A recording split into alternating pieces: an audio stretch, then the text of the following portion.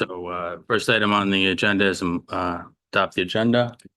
Motion to amend the agenda. Second it. What's the amend the agenda? There's no public forum on this agenda. Yes, there is at 8:20 p.m. 8:20. Yes, sir. Motion to move that to earlier. Is there a second? Because that's when the bulk of people are here and meetings tend to diminish over time. It would allow public to be heard by all of the public. So the thought process behind the moving the public forum to the end is we wanted to give people an opportunity to respond, I'm asking for an amendment to the agenda. and I have not heard a second. I'm not seeing, okay. Seconded it. So when would you like to move the, can you flesh out your emotion a little bit more? Like, Well, if someone wished to speak early and wished to have more residents of Ward 2 or 3 to hear that individual, I think it would be so would prudent you, on the assembly to hear it earlier. Yes, but Patrick, I seconded it. So when I'm would you sorry, I like to? turned, I didn't see you. Yeah, no, that's fine. So when would you suggest moving it to? Oh, be amenable to you? right in the 6:35 PM zone where the rest of the announcements and introductions would go. So immediately following introductions and announcements? Right in that spot. Anybody object to that? All right, seeing none, we'll move public forum up to 6:45 and we'll be moving the rest of the agenda back by 10 minutes. And the public forum, it is like the city council, everybody gets 2 minutes. Okay, so motion to adopt. I'd like to make Second. another motion too.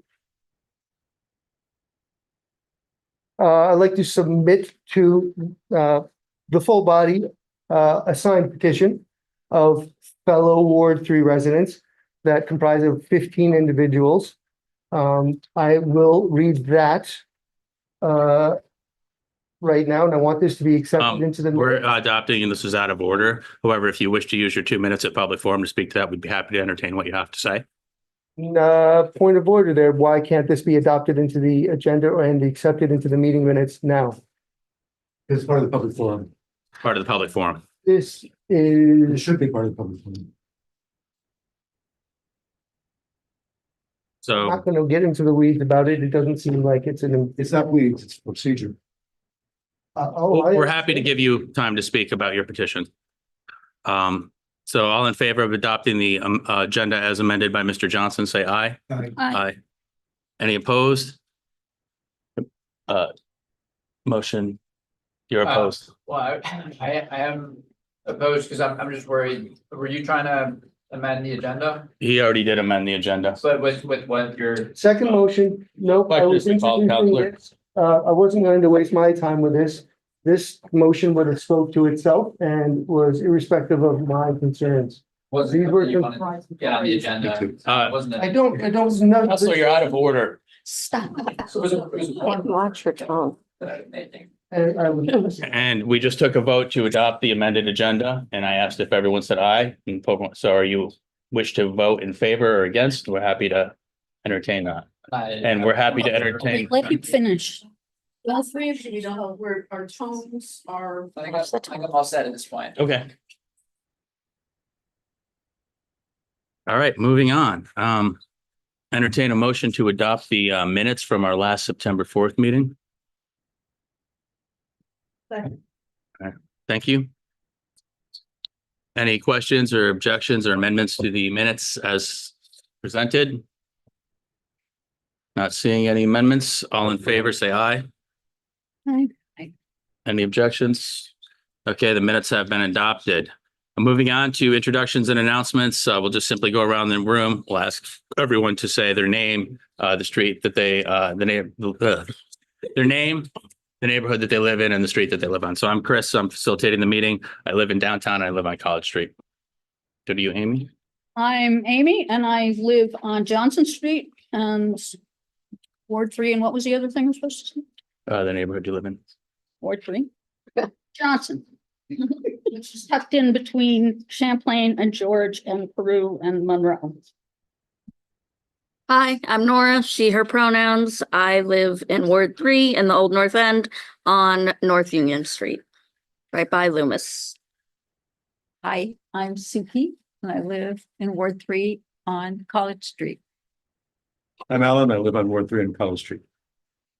Fruity, Ward 3, Elmwood Avenue, right next door to Pod City. We have Pod City then? My name is Harold Jones. That's my voting name. People call me Bill. And I live in the same building that she does. 43 Elmwood Avenue next to Pod City. Thank you. Patrick, The reason I asked if anything else is because I don't hear very well and I'm not hearing what I was supposed to say. That's all. Okay, we'll try to project a little bit better for you, Mr. Jones. Patrick Johnson, Green Street, Ward 3. I'm Damon. I live on Peru Street. Ward Glenn. I live on Murray Street. All right, what street was that? Murray. Glenn on Murray Street. Okay. And then we'll loop back for the counselors. Michelle, I live on College Street, Ward 3. My name is, I'll speak into the microphone, Charlie. Hi, my name is Lee Morgan. I am moving from Ward 7 to Ward 3. I am also the chair of the Parks and Rec Commission and would love to talk some time about the public safety stuff we're focused on there. 'Cause there's a lot of lap in this ward. Mary Danko, I'm the library director for the Fletcher Free Library. I'm Elise Guyette. I live in South Burlington, but it used to be Burlington in the 1860s. 1864. I'm Diana. It's that pizza. I'm Diana Carlisle, and I used to be in Ward 3. Now I'm in Ward 2 because in Lakeview Terrace. And I started out on Ward 7 when I first moved here, and I haven't moved my house. Nice. Love redistricting. Introduce myself. My name is Hannah Brislin. I am a resident of Burlington. I do live in Ward 2, but I am basically here on behalf of the CETA person temporarily. My typical job, though, with the city is victim service specialist through the Burlington Community Justice Center, and I work out of the Burlington Police Department.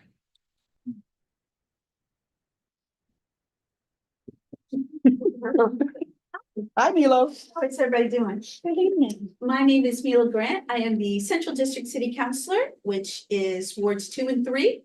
And after over 27 years in Ward 3, I got redistricted to Ward 2.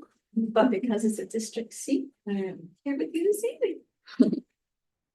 Joe Can, city councilor for Ward 3. I live right on the border between Wards 2 and 3, up north of the police station on North Ave. I'm Mark Barlow. I live in Ward 4 and I'm the North District City Councilor. So I'm Charlie G. With CCTV. I was just gonna say that the 3 people sitting in the back, Need mics. in case their volume drops, but it's enough to get caught on the camera, so it's okay as long as you speak loudly. You're okay. It's not ideal, but it's acceptable. Thank you. Unless there are any announcements, I think we can move into the public forum. Are there any announcements?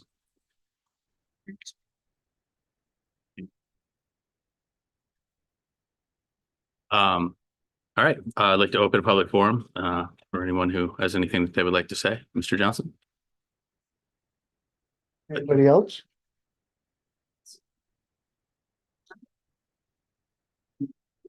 I'll start us off with something. All right, Lee Morgan again.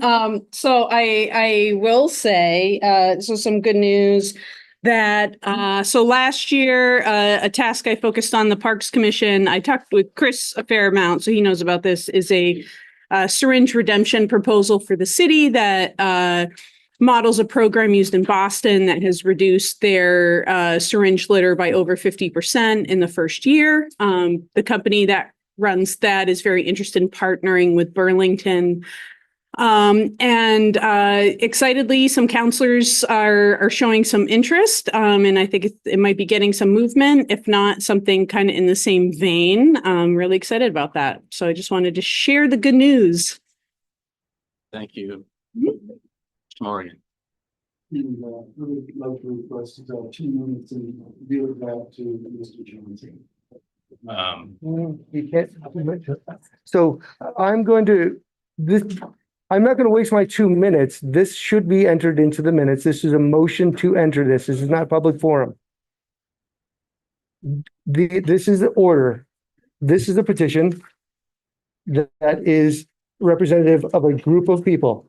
This should be seconded and adopted, and then I'll have my 2 minutes. Okay, this is not part of a public forum. I will read this for everybody. We, the undersigned wards, residents of Ward 3, believe the process for separating NPA meetings from Ward 2 was not carried out in the best interest of our ward. 1, the decision did not allow for sufficient input and discussion from residents. Bylaws were changed to accommodate this quick decision. No notice or discussion was ever mentioned in previous NPA meetings around this matter. No notice of need of the bylaw change was supplied prior to the July meeting, especially on the agenda. Ward 2 and 3 have operated in collaboration and cooperation for over 20 years. There may be potential benefits and issues that may arise by holding independent meetings. We feel the steering committee has acted too quickly and request that this decision be reversed immediately and any future discussion of this matter be carried out in a deliberative and community-based manner. We would like this decision to hold independent meetings to be thrown out. And if a decision to separate Ward 2 is to occur, a deliberative process be put in place. I'm going to submit, there are 15 people here, that I want to make note that that is 8 more people than voted on this decision. I'm going to then now use my public time. First, I helped write these bylaws. I didn't see any current steering committee, and there was a lot of intention put into these bylaws. And I'm going to operate guiding principles, operate through the democratic principles and democratic procedures. That was completely disregarded in this decision, and I want to say a very unilateral decision to separate these 2 wards. Not at all what our intention was, in including in guiding principles. Cultivate involvement by a diverse spectrum of the community. That also was not done. Look at the July 27th meeting, 8 people there. That's not a very diverse spectrum of people. I don't even know who those people, what ward they were in. Operate in a manner that models respective, inclusive, and culturally and economically rare practices. Again, back to that, you can't just drop a meeting on everyone and then expect, okay, we're going to make a really big decision without any community involvement. I'm not really sure it's in the best interest of the community, which these NPAs are supposed to be formed and focused on, not to have community input. It's a little cart before a horse.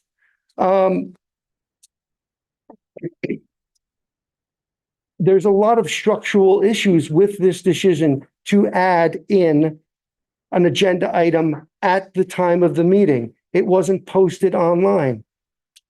That's really out of character and conduct for any meeting, and I'm surprised the steering committee did this. They should know better. The first meeting that was held independently of 2 and 3 meetings, and in that meeting you decided to split. So that meeting was done in an area which people aren't familiar with. We've been doing meetings together for 20 years. We have a forum, we have comfort, we have a place. Regardless, good or bad, that's where people were used to. By then holding this decision in this meeting in a place that nobody was familiar with, you told the community, well, we're going to do it over here now, thanks. It really threw a lot of people off guard. No proper notice was given. This was the second meeting in a month, which never happens. It isn't within the steering committee's right. This never happens. I look at this decision to do this and I'm like, why on earth would anybody cut out community involvement in such a huge decision? I have worked on the steering committee with Charlie. I did steering committee for 10 years prior to term limits. And in that process, we did our best to include all of the neighbors. All issues affect wards 2 and 3. We know the boundaries are fluid and will and can change. The collaborative effect has granted us a tremendous amount of power in the city. You're at 5.5 minutes. We've given you additional time, so. Thank you. I appreciate it. Does anyone object to additional time? I'll ask the forum. Depends on how long. Well, I don't want to, am I repeating myself?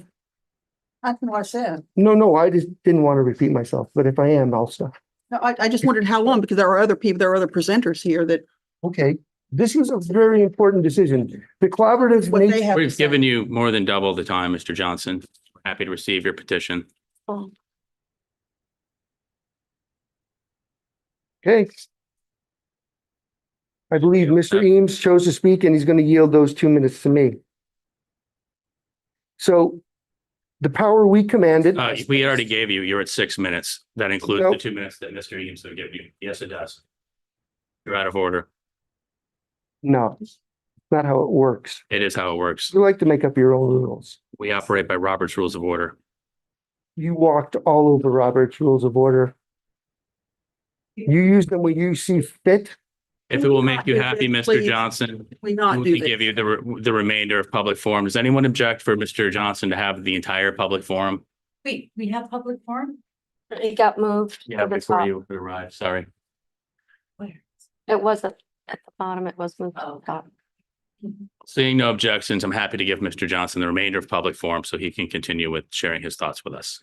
I have 3 minutes. These aren't just my thoughts. These were the thoughts of many residents in Ward 3 who felt disenfranchised by a process that left them out intentionally.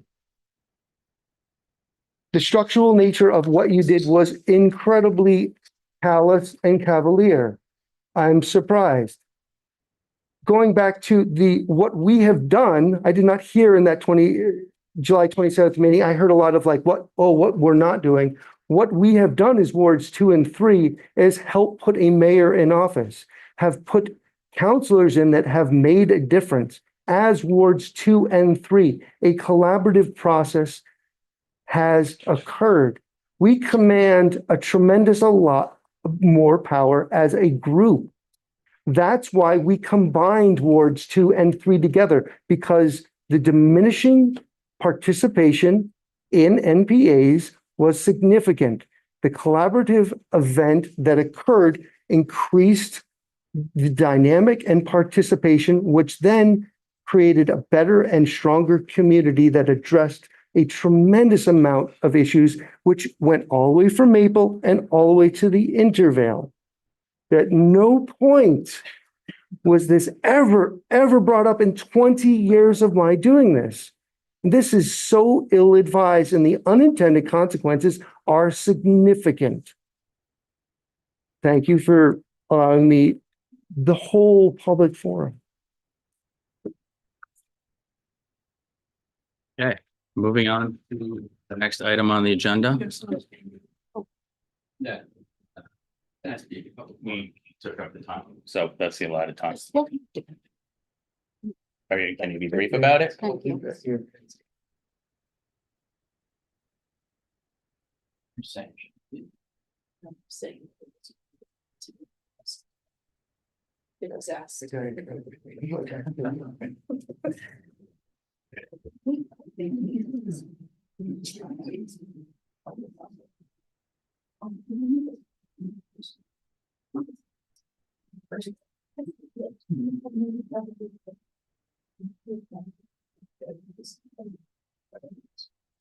Never mind, like, if I want. Really, really anxious. I didn't want to be either. That's why I was like, sometimes I get really anxious, this kind of. Oh, well. And I know, I'm sorry. This sort of stepped on a lot of hard work of a lot of people.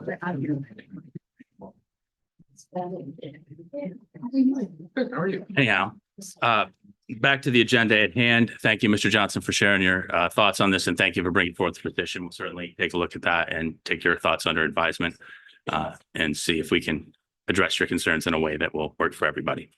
Concerns of the agenda, it's concerns of the petition. Yes, as articulated in your petition, correct. So I'd like to turn the floor over now to Mary Danko from the library to provide an update on the programs of the library and on library card sign-up month.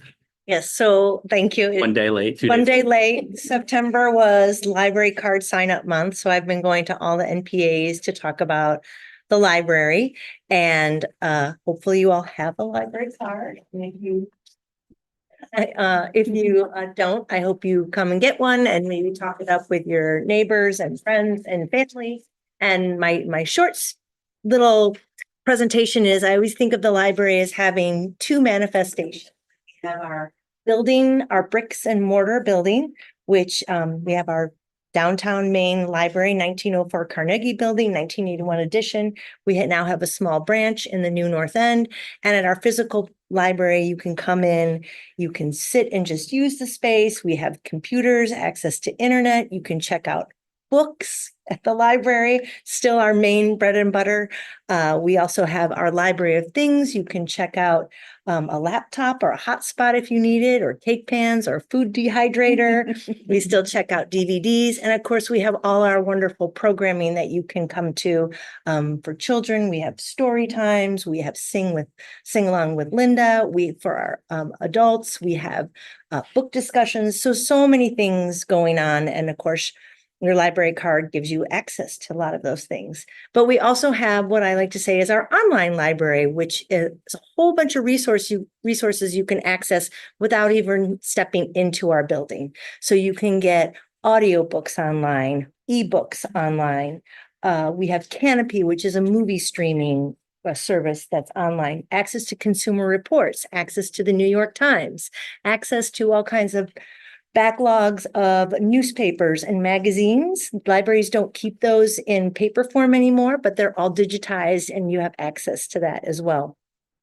We also have a newer online service that you actually have to come to the library to use, but it is a high value service. It's called Candid, and it gives you access to all kinds of foundations that are available that grant money. So if you have any association with a 501c3 organization and you're looking for funds for that, come on down to the library and you can do some great research there. So I hope that was a good sales pitch on why you should have a library card. And I also have a little time to take some questions if anybody has any questions about the library.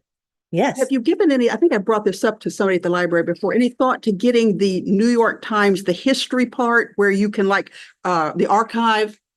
We can do that. So you can get that through our Gale databases. There is what they call a little embargo period. So I don't know what that is right now, but yes. So you can get the 1800. Okay. You should be able to get that. And we have a lot of the main papers. I'd have to look at what the current list is, but it used to be the Washington Post, the LA Times, usually the big ones. They're digitized and they're kept by a vendor in a database. Okay. Any chance we get ancestry.com at home again?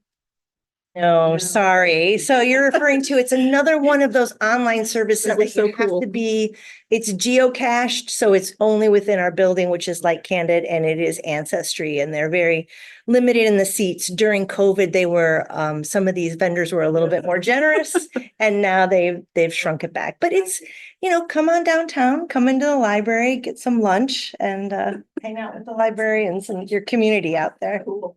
Thank you. You still have the programs for teens? We do.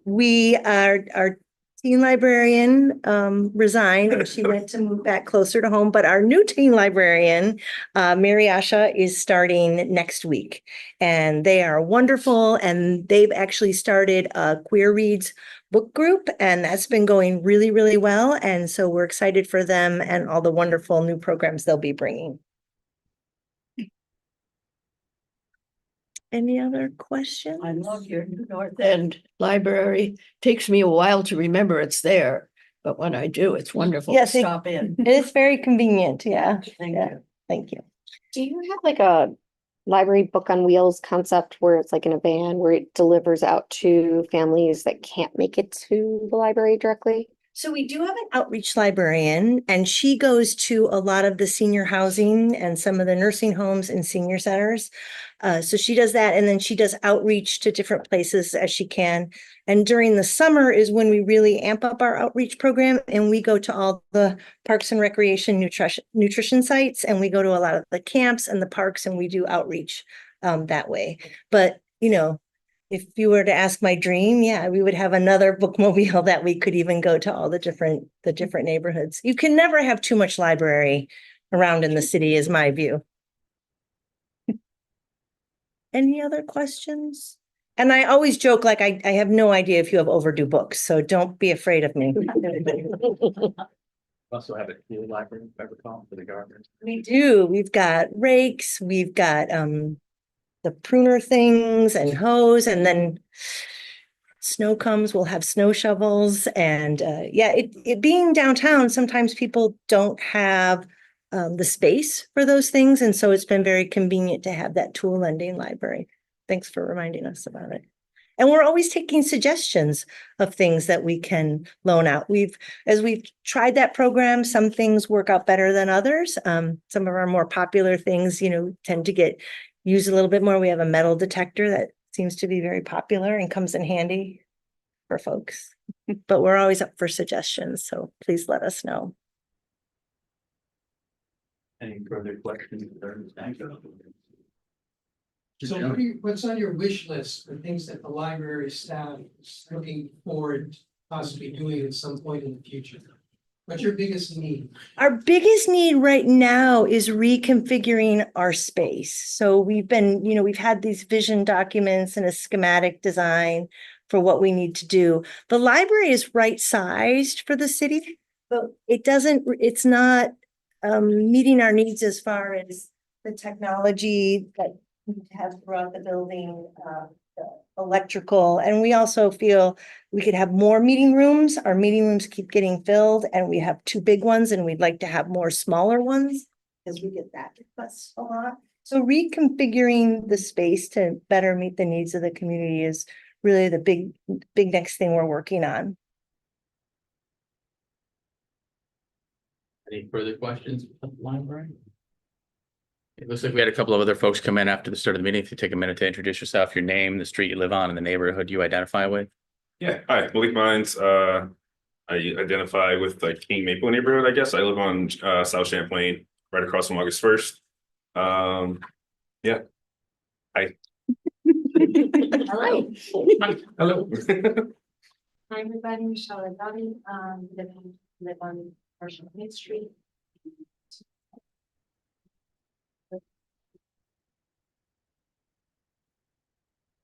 Thank you. I'm Jeannie. I'm the Central District Commissioner on the school board, also Ward 3. And I have a friend that wrote a song called The Girl from the North Side of North Street.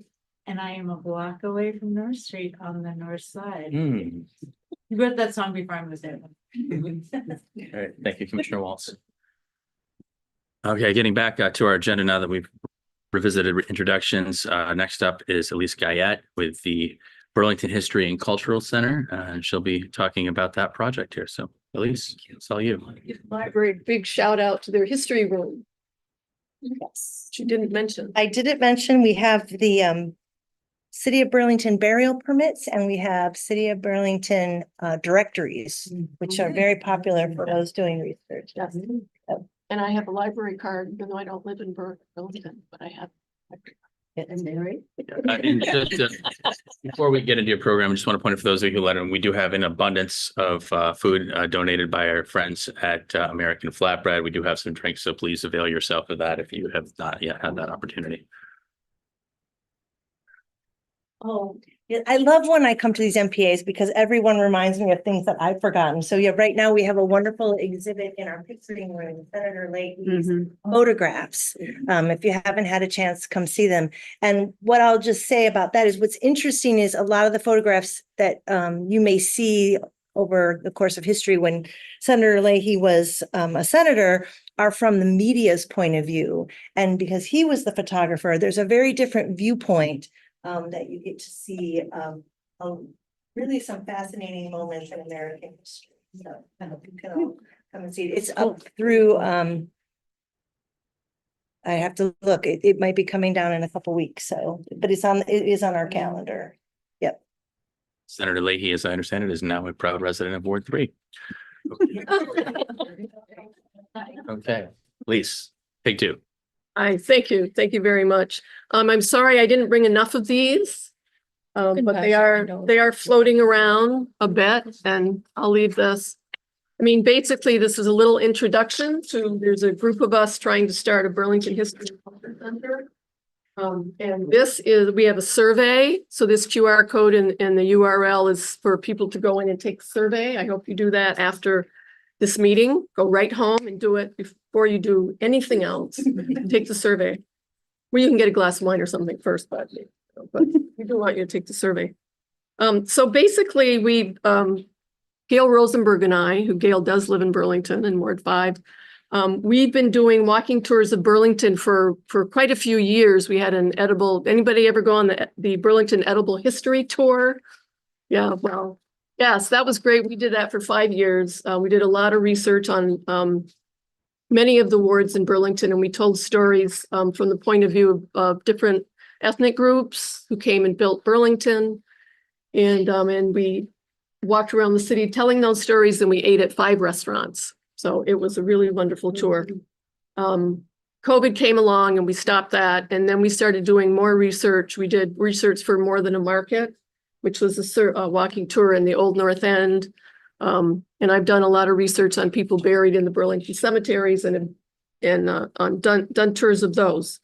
And we're always saying to each other, why doesn't Burlington have a place to go learn about the history of this place? There are people doing good work. You know, there's Preservation Burlington, there's the Vermont Folklife, Ethan Allen Homestead, but it's a small slice of our history from a particular perspective. So we just decided, okay, we're not doing our walking tours anymore. Let's start a museum.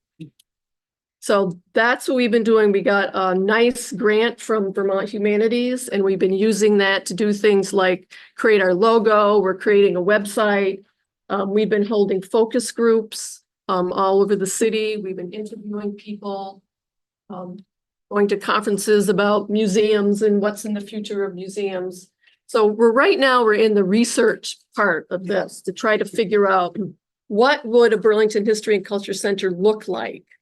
And we want it built by the community. I mean, it's not up to, us. There are four of us women who are, trying to get this started, but it's not up to us to create the vision and to create the mission and decide what Burlington needs. What we want is what people tell us. So we're trying to create this vision. We're putting together an advisory council with a lot of people from Burlington. We're asking people to be on our board. So we're really we're spending this year and next year, and we're really collecting a lot of information. What I want to do is just tell you a few stories just to kind of whet your appetite as to what some of the exciting stories are. A lot of them right here in your ward. And then I'd like to open it up to questions or discussion or ideas that you have. We'd really like to hear people's ideas. What do you think? What important people do you think should be in such a center? What themes should we use? What is the definition of importance anyway? Is the most important person the one who paid, for instance, for the bricks to build the UU church? Or are there really important people who made the bricks and laid the bricks and actually built it? We believe that holds an awful lot of importance too. So we really want to do that. And the themes are, I mean, right now in Burlington, there's a lot of talk about safety. And it's not new. It's not a new thing. You know, we can go back into history and we can see the same thing happening back in history that's happening now and it's going to continue into the future. So we see history as something where we can look back and see, well, what did people do back then? What was happening then? How did they make the city safer? That sort of thing. What lessons can we take from that? And one story that I really like to tell is there was a man by the name of Samuel Bergman who came to Burlington in the 1890s from Latvia, and his wife Betty, and they had 5 children. They lived on North Winooski, I think, when they first came. And he did what a lot of people who are migrants do, and they get into the food business. So he had a food cart. The first food cart we found in the records so far was his food cart in 1899 on Church Street down at near the UU Church. And he was often out there at night. They called them owl carts. So he was out there at night selling whatever he was selling on his cart. His grandchildren didn't know exactly what he sold, but the people off on those food carts sold oysters. People loved oysters for some reason. I can't stand them, but people loved oysters. They sold sandwiches, maybe pies, bread and butter, that sort of thing. So he was out on Church Street, 2 a.m. one morning, selling to the people getting out of their late shifts. And a man came into his cart and demanded $5. And Samuel said, "No, you're not getting my $5. So he picked up a knife and he stabbed Samuel in the stomach. And Samuel he didn't die. And he also wasn't hurt that badly because he could run out of his cart and he could go to the police. And he did get his $5 back. But it's great. You know, but you can see, and actually, the man that went into his cart, the paper described as in liquor. So he's some drunk guy out at 2 a.m., and he's pulling a knife on somebody to get $5 to get his money. And he was Jewish, and later, I have a picture here. If people want to look at him, we can pass them around. But there's a picture of Samuel right here, and he's standing at his dairy restaurant. In a dairy restaurant, it's for Jewish people. You can't mix dairy and meat, so they'd have dairy restaurants. And we had a dairy restaurant right next to. This is terrible because right next to where Hargraves used to be. What is it now? It's a Thai restaurant, right? CNX Thai, I think. East West Thai. Yeah, I think that's where it is. And right next to there, he had this restaurant. And if you go to that building today and look up, it says Bergman at the top. That was his building. So he went from, just like Skinny Pancake did, just like Poco did, they went from food carts to brick and mortar. And his family is all here, buried in the Jewish cemetery in Burlington. Another story, Anthony and Williams. They were tonsorial artists. They were right across the street where Honey Road is now. There was a wooden building and they had their barbershop. This is Abiel Anthony, George Williams. They were both Black men. Abiel Anthony, born, raised in Burlington, moved around a little bit, came back to Burlington, lived in Burlington on Elmwood Avenue until he was 99 years old. And this is a picture of him later. This is from the pre-press.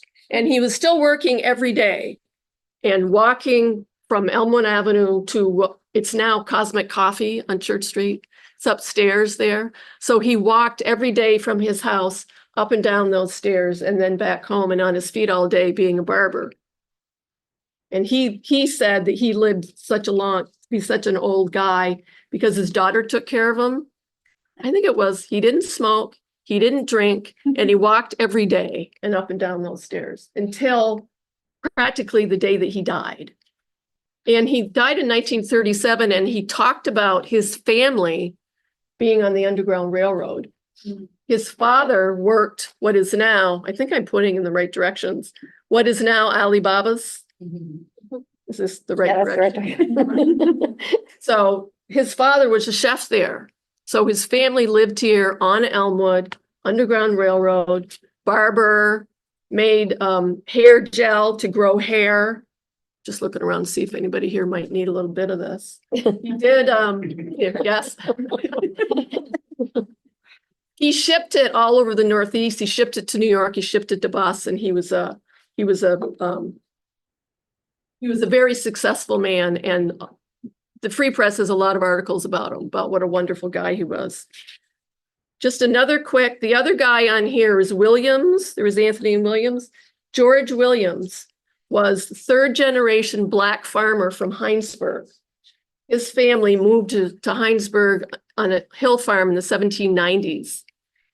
And he's third generation, a lot of people from the hill farms moving down into the big city. He moved down into the big city. He married Abiel Anthony's sister. They have a business together. And George Williams had a son by the name of George Walter Williams. This is his graduation picture from the University of Vermont Medical School in 1909. He's the first Vermonter of color to graduate from the University of Vermont Medical School. And a real quick last one, just to give you another little, this is, you might recognize this house. Do you recognize it? I love to stand in front of it and ask people to find it on the street because sometimes they can't find it. This is the Pomeroy house down on Battery, which used to be called Water Street, but this is the Pomeroy house. And this was owned, this was bought in 1956 by a man by the name of Harold Holloway. Have you seen down on the bottom of King Street, a big sign saying the Holloway Block? Does anybody know why it was named the Holloway Block? Who he was? Harold Holloway was a Black man from Alabama, migrated here from Alabama. His wife, Mildred, was half Cuban. And her mother was from Virginia. They moved here in the 50s. He had a paper business. He sold paper and strings. And he also rented boats and dug bait and sold bait. And he did that in this house. This, I love the sign on here. It says Holloway. And then down from the letters is, no, I can't even read it. Spoons, you know, lures, that sort of thing. So so he had a lot of fishing tackle and fishing supplies there. And he rented boats, rented rowboats down on the waterfront. And he became a very successful businessman and lived in that house until 1977. And they named the block after him. And the block directly south of that used to be called the Mahdi block. And Mahdi was a Muslim from Damascus who ends up in Burlington. And he has a restaurant down on Battery Street. And he becomes very good friends with the Hirschbergs that have their warehouse down there. And then on the other end of the street, we have the Lebanese family down there who had fruit businesses. And this is a Muslim, a Jewish man, and Lebanese Christians, and they were all colleagues, and they were all friends, and they all cooperated with each other down there. So there's another wonderful story about Burlington that I don't know if we can say the same thing today, but maybe we can. But you can see how all of these things connect to today. And that's what we want to do. We want to look back and just look on the continuum because there are universal human experiences that we can show through time. So it's one of the things that we'd like to do with this center, what we're calling the center right now. Of course, not to mention anything about urban renewal and how 27 acres were decimated in Burlington. That story needs to be front and center. And it wasn't just Little Italy. There were Italians there, but there were also French and Lebanese and Yankees and Irish. It was a very multicultural neighborhood. And that's another story that we don't want to shy away from conflict. It was interesting that doesn't matter where you go, you're going to have it. So you got to figure out how to deal with it. So that's another thing that we'd like to do. But I'd like to just open this up. If you have questions, if you have ideas, comments, anything that you'd like to tell me, I'm taking notes and putting it in our database.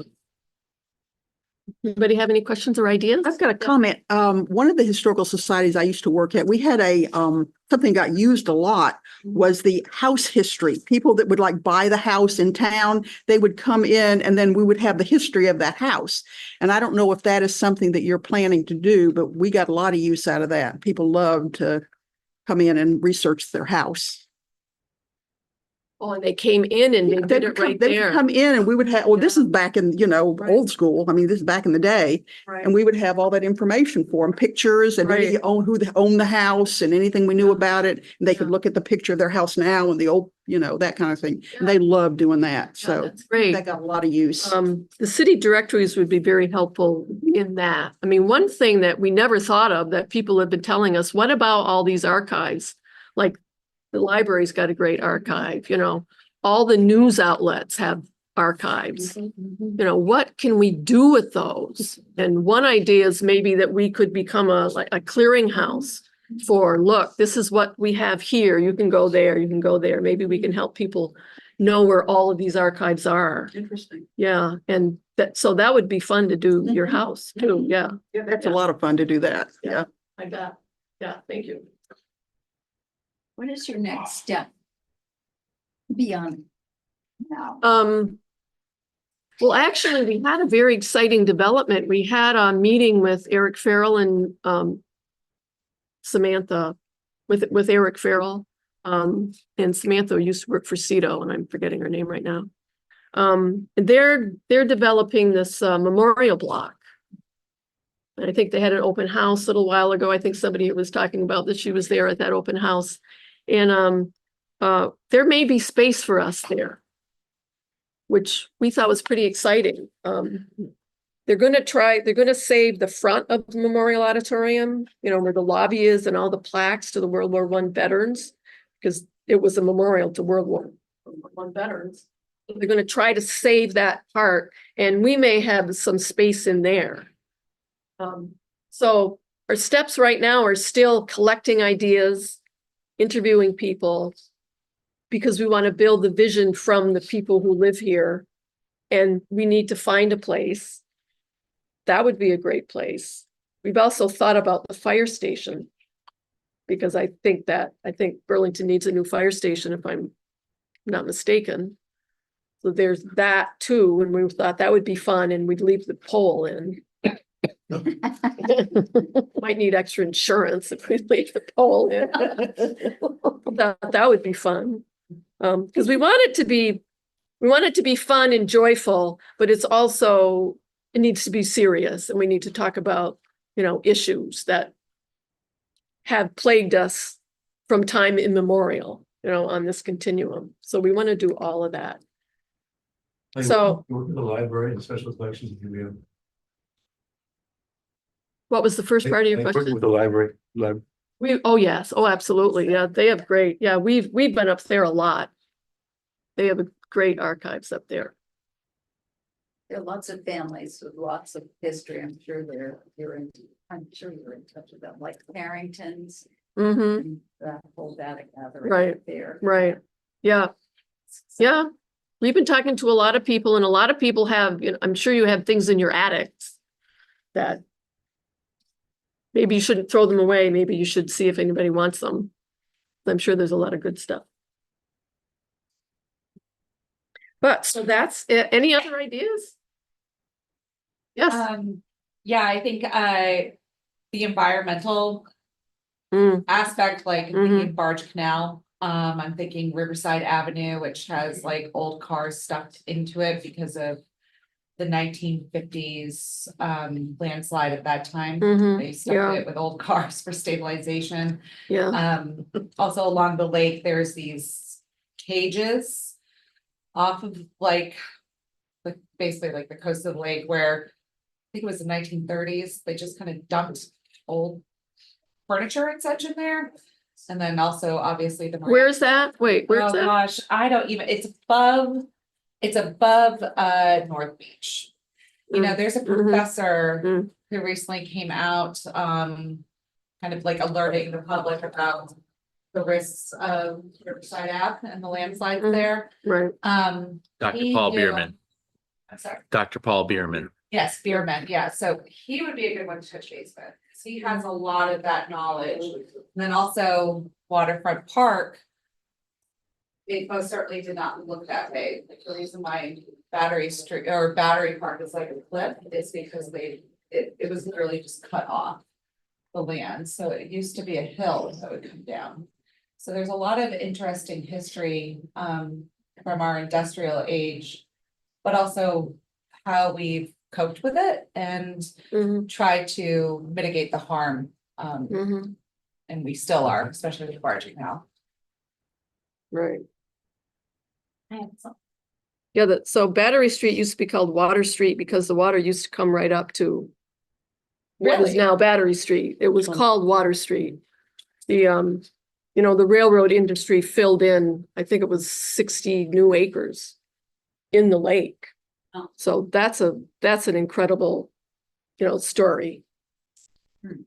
Commissioner Waltz has a question for you. Oh, not a question, but sort of an idea, a combination of this acting as a hub with all of these different, whatever kind of like archives are out there, but also thinking about this by house. And if there was a way, if it was sorted sort of by house or parcel, right, would probably be the more correct term. But if people could contribute to it, if it is online, and you see stuff on Facebook all the time, and see whatever, everybody's got a picture like, oh, Throwback Thursday kind of thing, but it's like 100 years ago. It'd be great if the public could contribute to whatever that archive is. Yeah, thank you. That's a great idea. We're thinking of different pages on our website. Yeah. Are you working with Bob Blanchard at all? Well, we've talked to him, we've interviewed him. Knows so much. He's got so many pictures and access to so much information. I know, Yeah. and he's gonna stop doing that soon, and I hope somebody archives all of his photos. He's got so much. Yeah, I know, he has a lot of stuff. What we want to do is put things like that in context. His page is, oh, let's talk about this, and there's a lot of fun conversations around it, and then we would like to put it in like a larger context. What does this mean for us? What did it mean then? What does it mean for us now?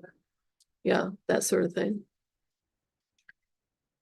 Has anyone ever been to the Tenement Museum down in New York? Yeah, I was actually thinking, depending on the size of wherever this goes, that it might be fun to actually have apartments like that.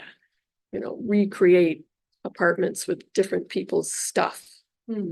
Maybe loaning us stuff. Wouldn't that be fun? Maybe you could walk into an apartment and it looks like something in your house, your own house. We could tell the story of your family in the context of movement and migration and that sort of thing. That would be fun. That's really cool.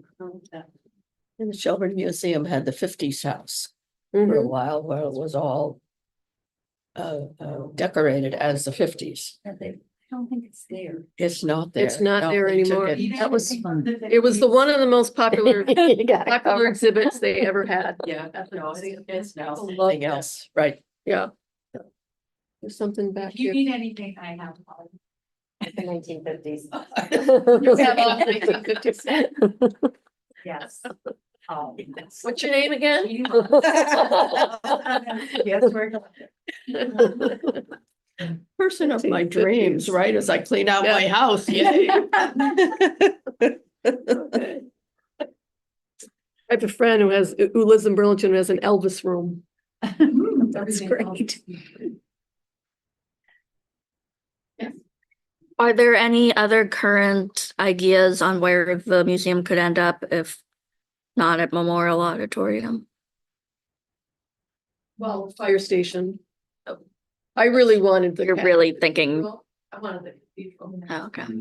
Oh, yeah. Wouldn't that be a great spot? Yes. Yes, and surrounded by those locust trees. I mean, I think that would be absolutely gorgeous, but we don't know what's gonna happen to that. They just went to the environmental board last week for a final decision on whether or not it goes or stays.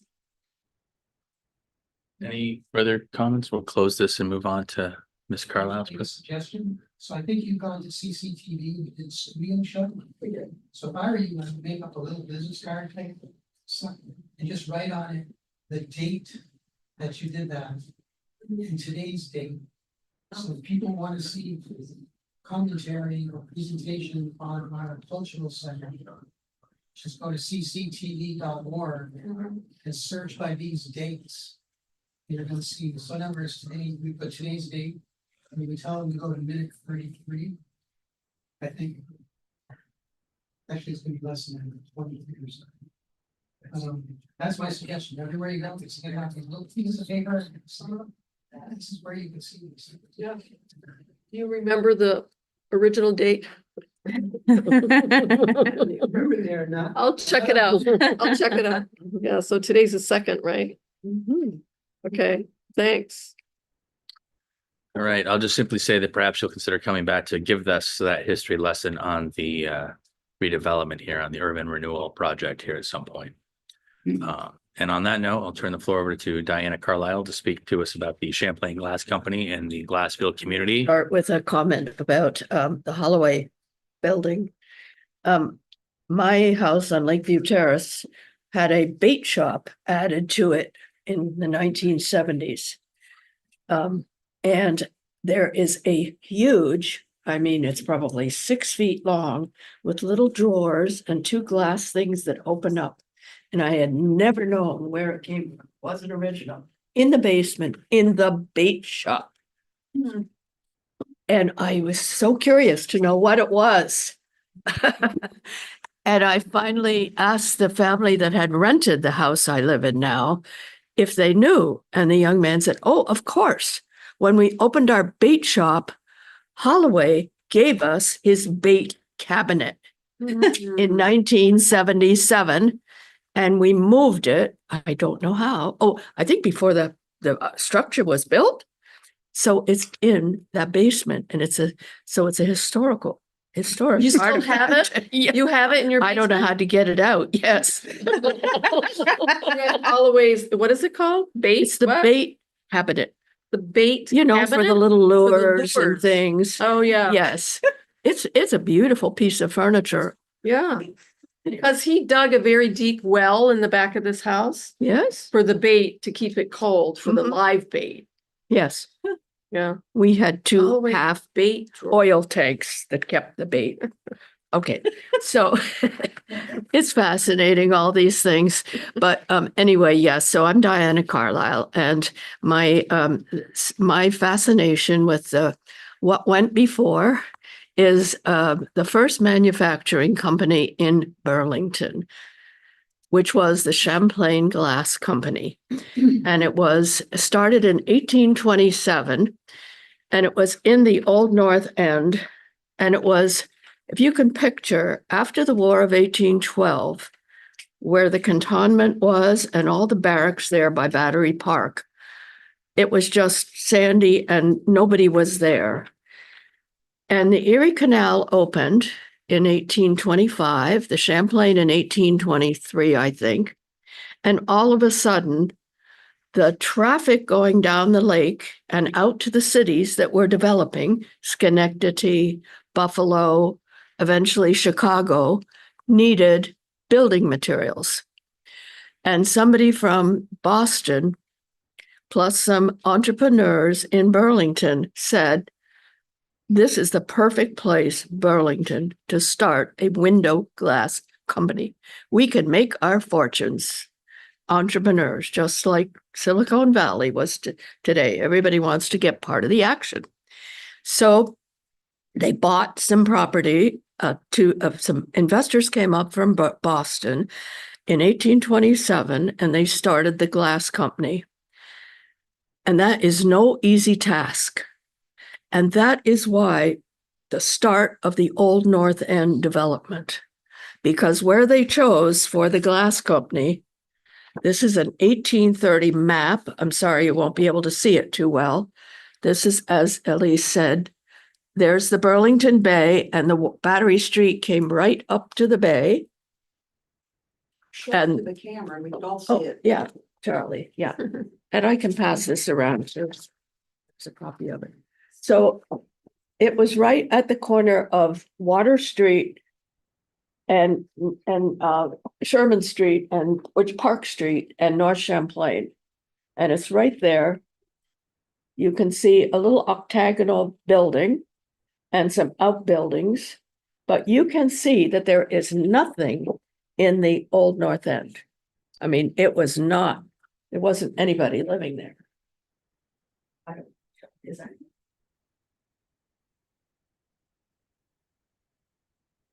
So.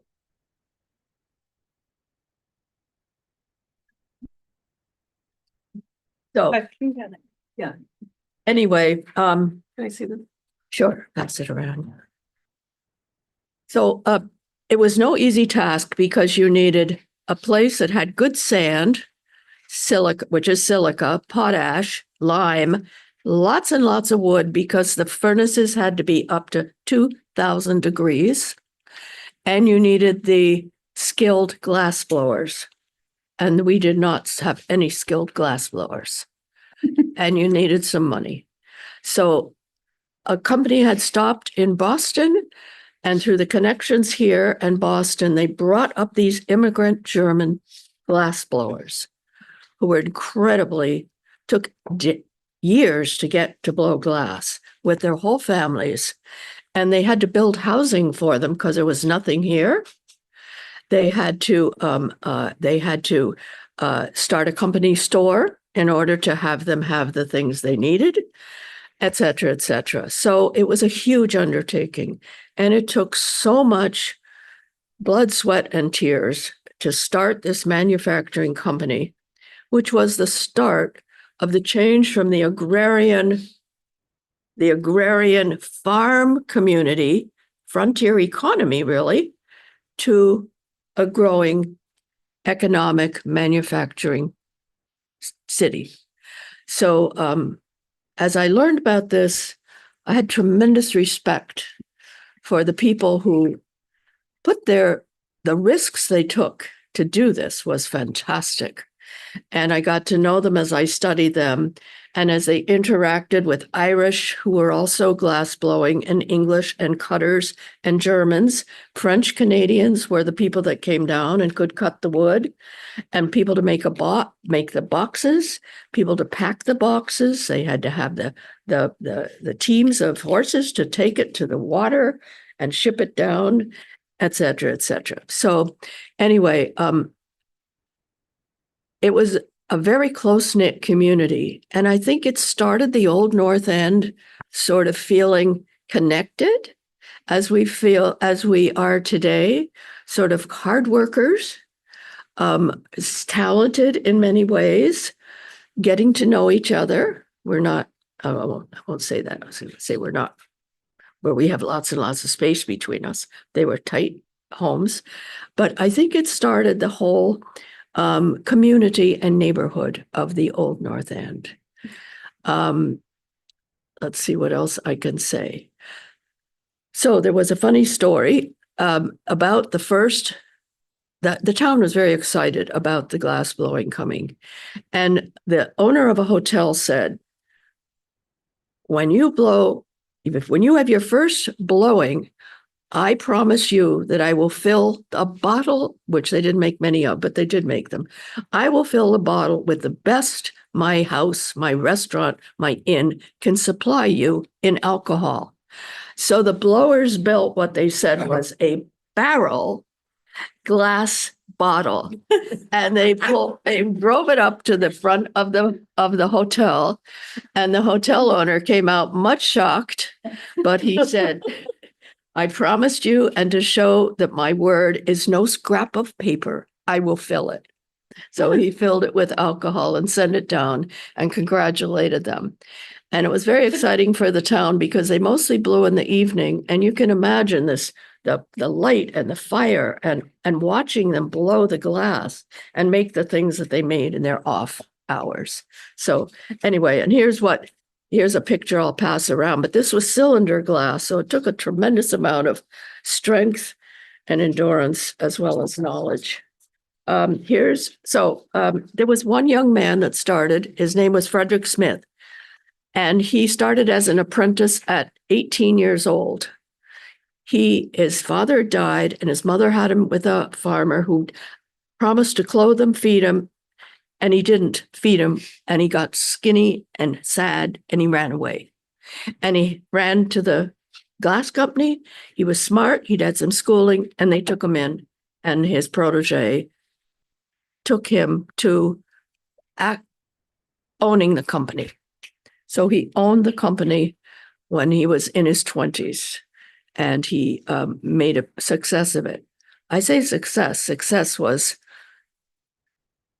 to be questioned. Recessions, competition for the glass blowers, fires. We think we have problems now. People that were working on it often were drinking beer. There was a lot of drinking. I mean, it was just natural. And they were drinking beer and they would get drunk and they would let the fires get too hot. And there were fires probably every several years. So there were a lot. I mean, things don't change too much sometimes. So anyway, Frederick Smith went on to buy the company with various partners. And you may recognize this house. It's still standing. It's near Battery Park. That's a Fred Smith house. And that's where he raised, it says 5 children. I was walking in the cemetery, and as I found his tomb, his monument, his family said he had 5 children, but on the monument I found the year that he bought the company and started it again. His firstborn child died after 2 weeks. Then he has a child. Then a year after that, he's struggling, another child dead. Then they went up to Canada, and 12 years after that, another child died. This was just life back then. And so the perseverance and the strength that the people that went before us, that you're going to, your Culture and History Center is going to illustrate, it was a struggle. So anyway, I learned so much about him. So,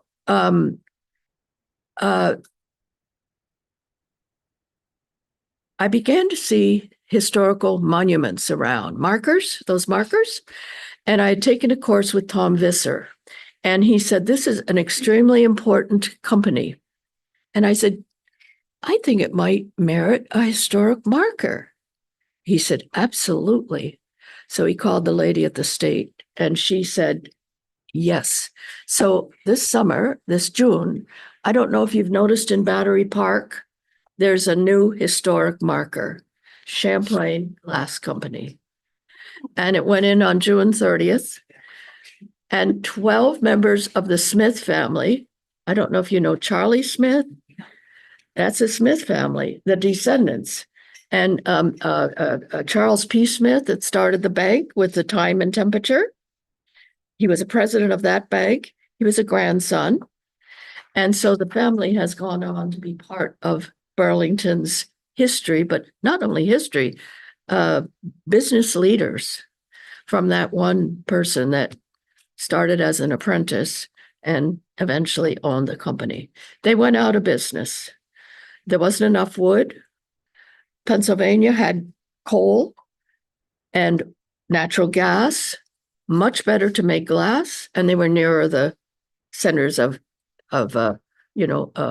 economics. And so and the railroads came. And so the lake was not so important. Those canals, they weren't so important. So, it was a disruptor, just like today we have disruptors. They had disruptors then, and that was a disruptor.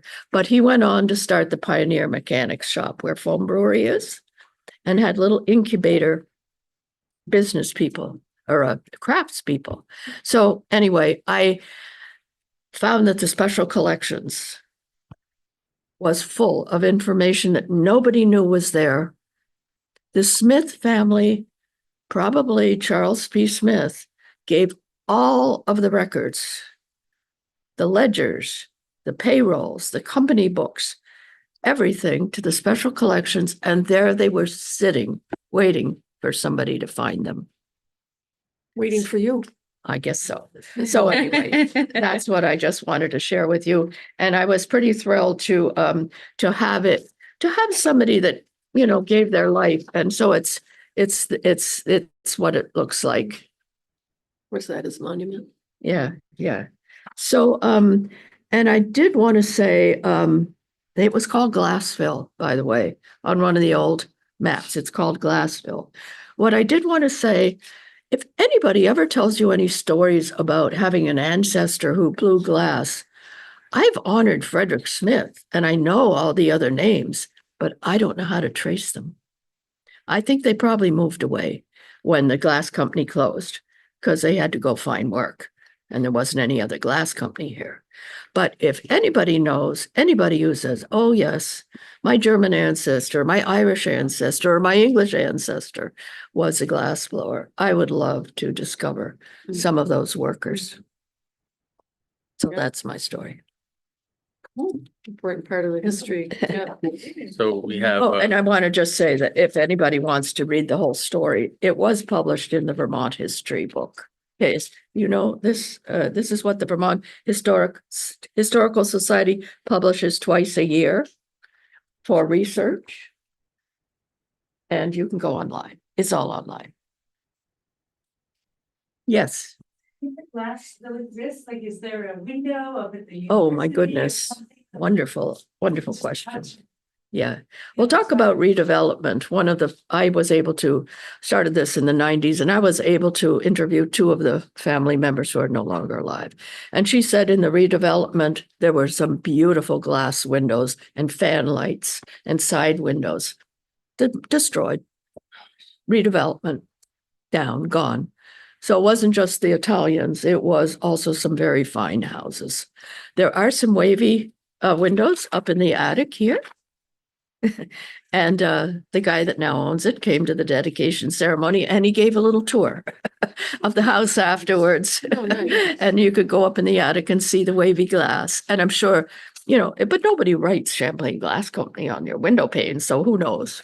But yes, that's good. And there is one bowl. There's a beautiful bowl that was donated to the Historical Society. It's a milk pan. A green glass. Oh, I did want to just show. What? Would they have stamped anything? No. But what they would have done, they would have kept some for their own use, because at the end of the day, when you're finished making windows, you got a pot of melted, molten glass, or batch, they call it. So they would do the canes. Have you ever seen the striped canes at the Chopin Museum? So they would blow it and they'd carry them in the parades because they were like union, you know, how they're so proud of their profession. And they would carry them in. So there's a lot of those in families, but I don't have any. But here's some beautiful old pieces that have been unearthed. That's cool. Not cool. So if They come anybody from Glassville? What? Did they come from Glassville? These? Yeah, they came from, if you live in that area between Park Street, North Champlain, North Street, and I think it's Sherman. That's where it was. And if you dig there, you can find things. So we were taking that. So, I mean, you know, you have to ask permission, but part of glass making is taking some of the refuse and putting it in the next batch. So there's always stuff left over. You know, it's like this, but it's cool. I love it. It's like this. This is what it looked like. It's green. It's aqua green. So that's Burlington, and it was well known for the quality of its glass. And so, you know, I celebrate them. It's really interesting. I didn't know anything about that. That's really cool. Well, yeah, I know. It wasn't well known. Needed a little digging. There's a lot of stories like that. Yes. That need a lot of digging. Yeah. but they're fascinating. Yeah. They closed by 1850, they were gone. Yes, they started in 1827. Oh, gosh, I forgot to say one of the most important things. Sorry, can I have another minute? The reason we have Battery Park, because the glass blowing owners bought the commons when it was sold by the US government and donated it to the city for a park forever. Oh, That is important. 1840. And so when the USO wanted to build a building there, I think in probably the Second World War, they said, they put in the deed, a park forever. And that's why we have Battery Park. That is cool. I'm sorry. That's like the punchline and I almost forgot it. That's great stuff. That's why the monument is in Battery Park. Thank you. Thank you, Ms. Carlisle. I think we're. So all that drinking she was talking about, the Baptists did try to stem it. And you know where the Baptist church was? I do. Manhattan Pizza. That was the Baptist church. The steeple's gone. That used to be a Baptist church, and they would go down every Sunday down to the waterfront and try to convert all of those hard drinking Irish and French Canadian establishments. They were not very successful. I need glass, yeah. I want to get those 2 pieces of glass back. Yeah, you better keep your eye on those. I am. Yes, they're my favorite. I almost put one in my bag.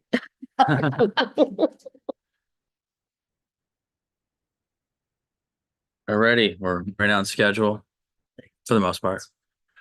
So we'll turn it over to the city councilors for the updates. I guess we'll start with you, Councilor Kane, as the Ward 3 councilor. Sure. I would like to suggest that since we have an opening, maybe step to the Microphone. microphones. See, I'm taking it back. I think it's like here. It's better to stand over here. So I don't know if it's in here for you. Stand. There's a microphone right here. Trudy and Bill, can you maybe move down a seat so that Councilor Kane can have the mic? Roll. We want us to move down there. Everything. Yeah, just move yourself. Right here. Why don't we just move the microphone here? You could stay there. And there's a chair here, Joe. This microphone is on. This microphone. It's right there. I think we're good. Give this a price. Yeah. Charlie. But thank you all. Okay. So I will give a couple updates and then Milo, I guess we'll answer any questions folks have. So to give updates on some of the committee work I'm doing, I'm in the Community Development and Neighborhood Revitalization Committee. We're looking at one thing already referenced this evening, which is related to needle exchange and reimbursement, trying to make sure that they're not ending up in the streets. That's one thing we're looking at. We also are looking at the vacancy tax, which right now is flat. We're working on implementing an escalating vacancy tax that for vacant properties that would escalate to try to incentivize a change in behavior. We all know we have very frustrating vacant property issues in and near our downtown.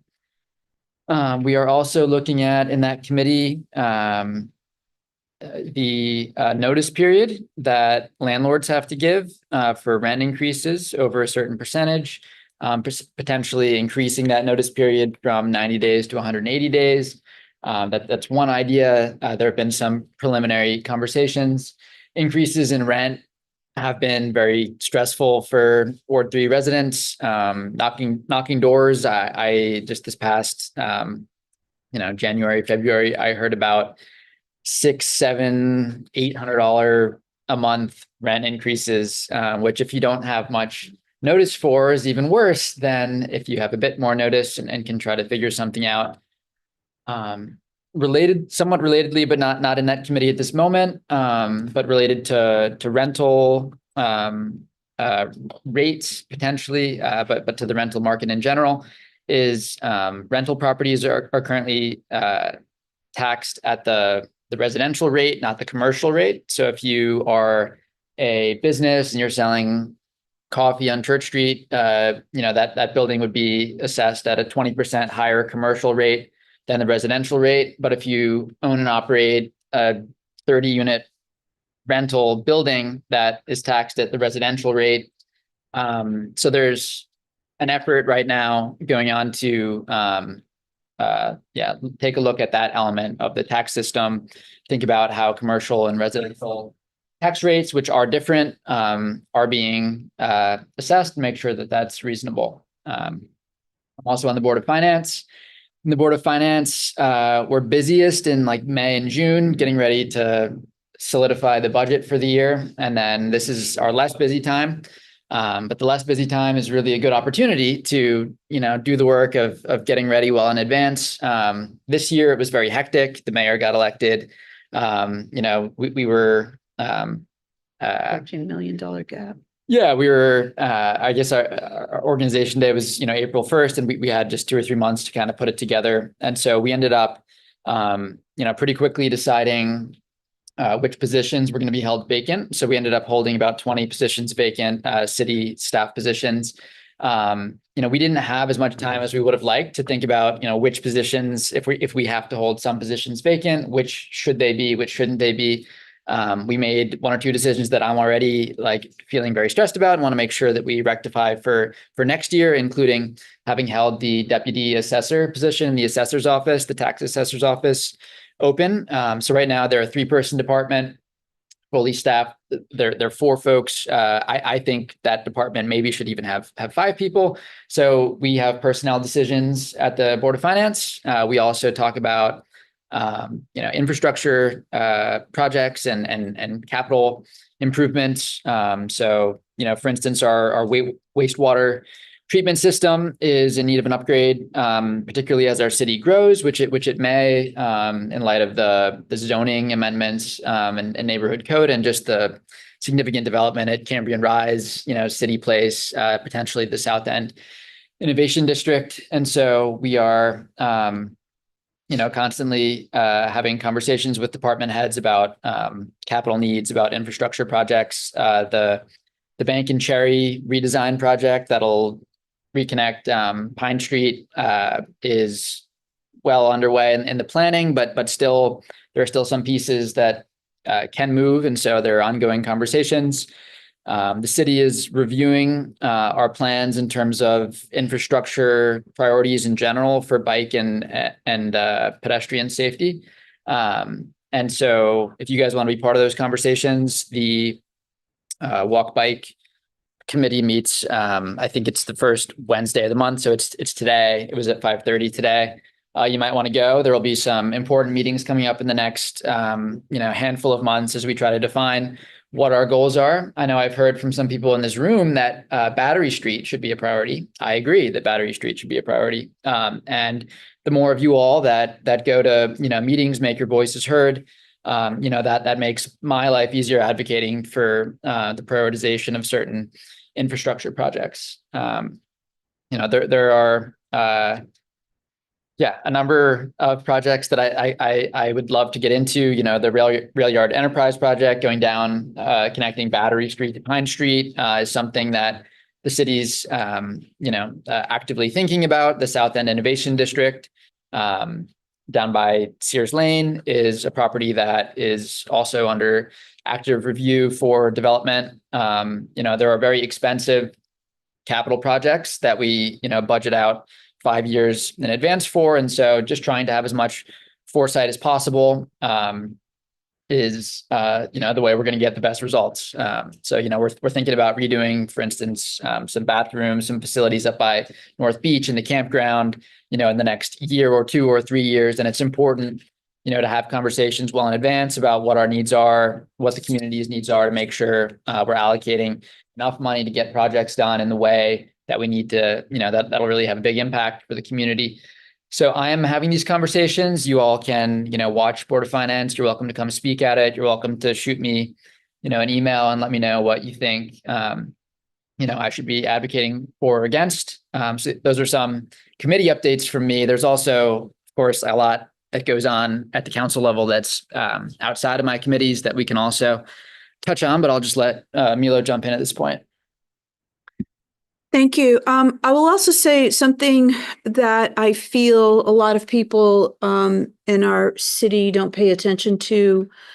The Board of Finance meeting is on earlier. It can sometimes, the conversations around expenditures can be very long and involved, but I always recommend either reading both the Board of Finance meetings or the consent agenda for the city council, because things that are voted on to move ahead on Board of Finance, the vast majority are then put on the consent agenda of the city council meetings. And that consent agenda, everything that's on it, it's all one vote. Do we vote to approve the consent agenda? And there's a lot of financial heavy lifting that goes on in that consent agenda. And it tells you how your property tax dollars, including those that are renters, because a big part of rent and sometimes the reason why people get an increase, especially at the last reappraisal, is related to the dramatic increase in property taxes. So I wanted to mention that. Could we bring up the city's website, please? So for people who haven't noticed yet, city has finally done the long-awaited update or refresh. And we have. School board has not.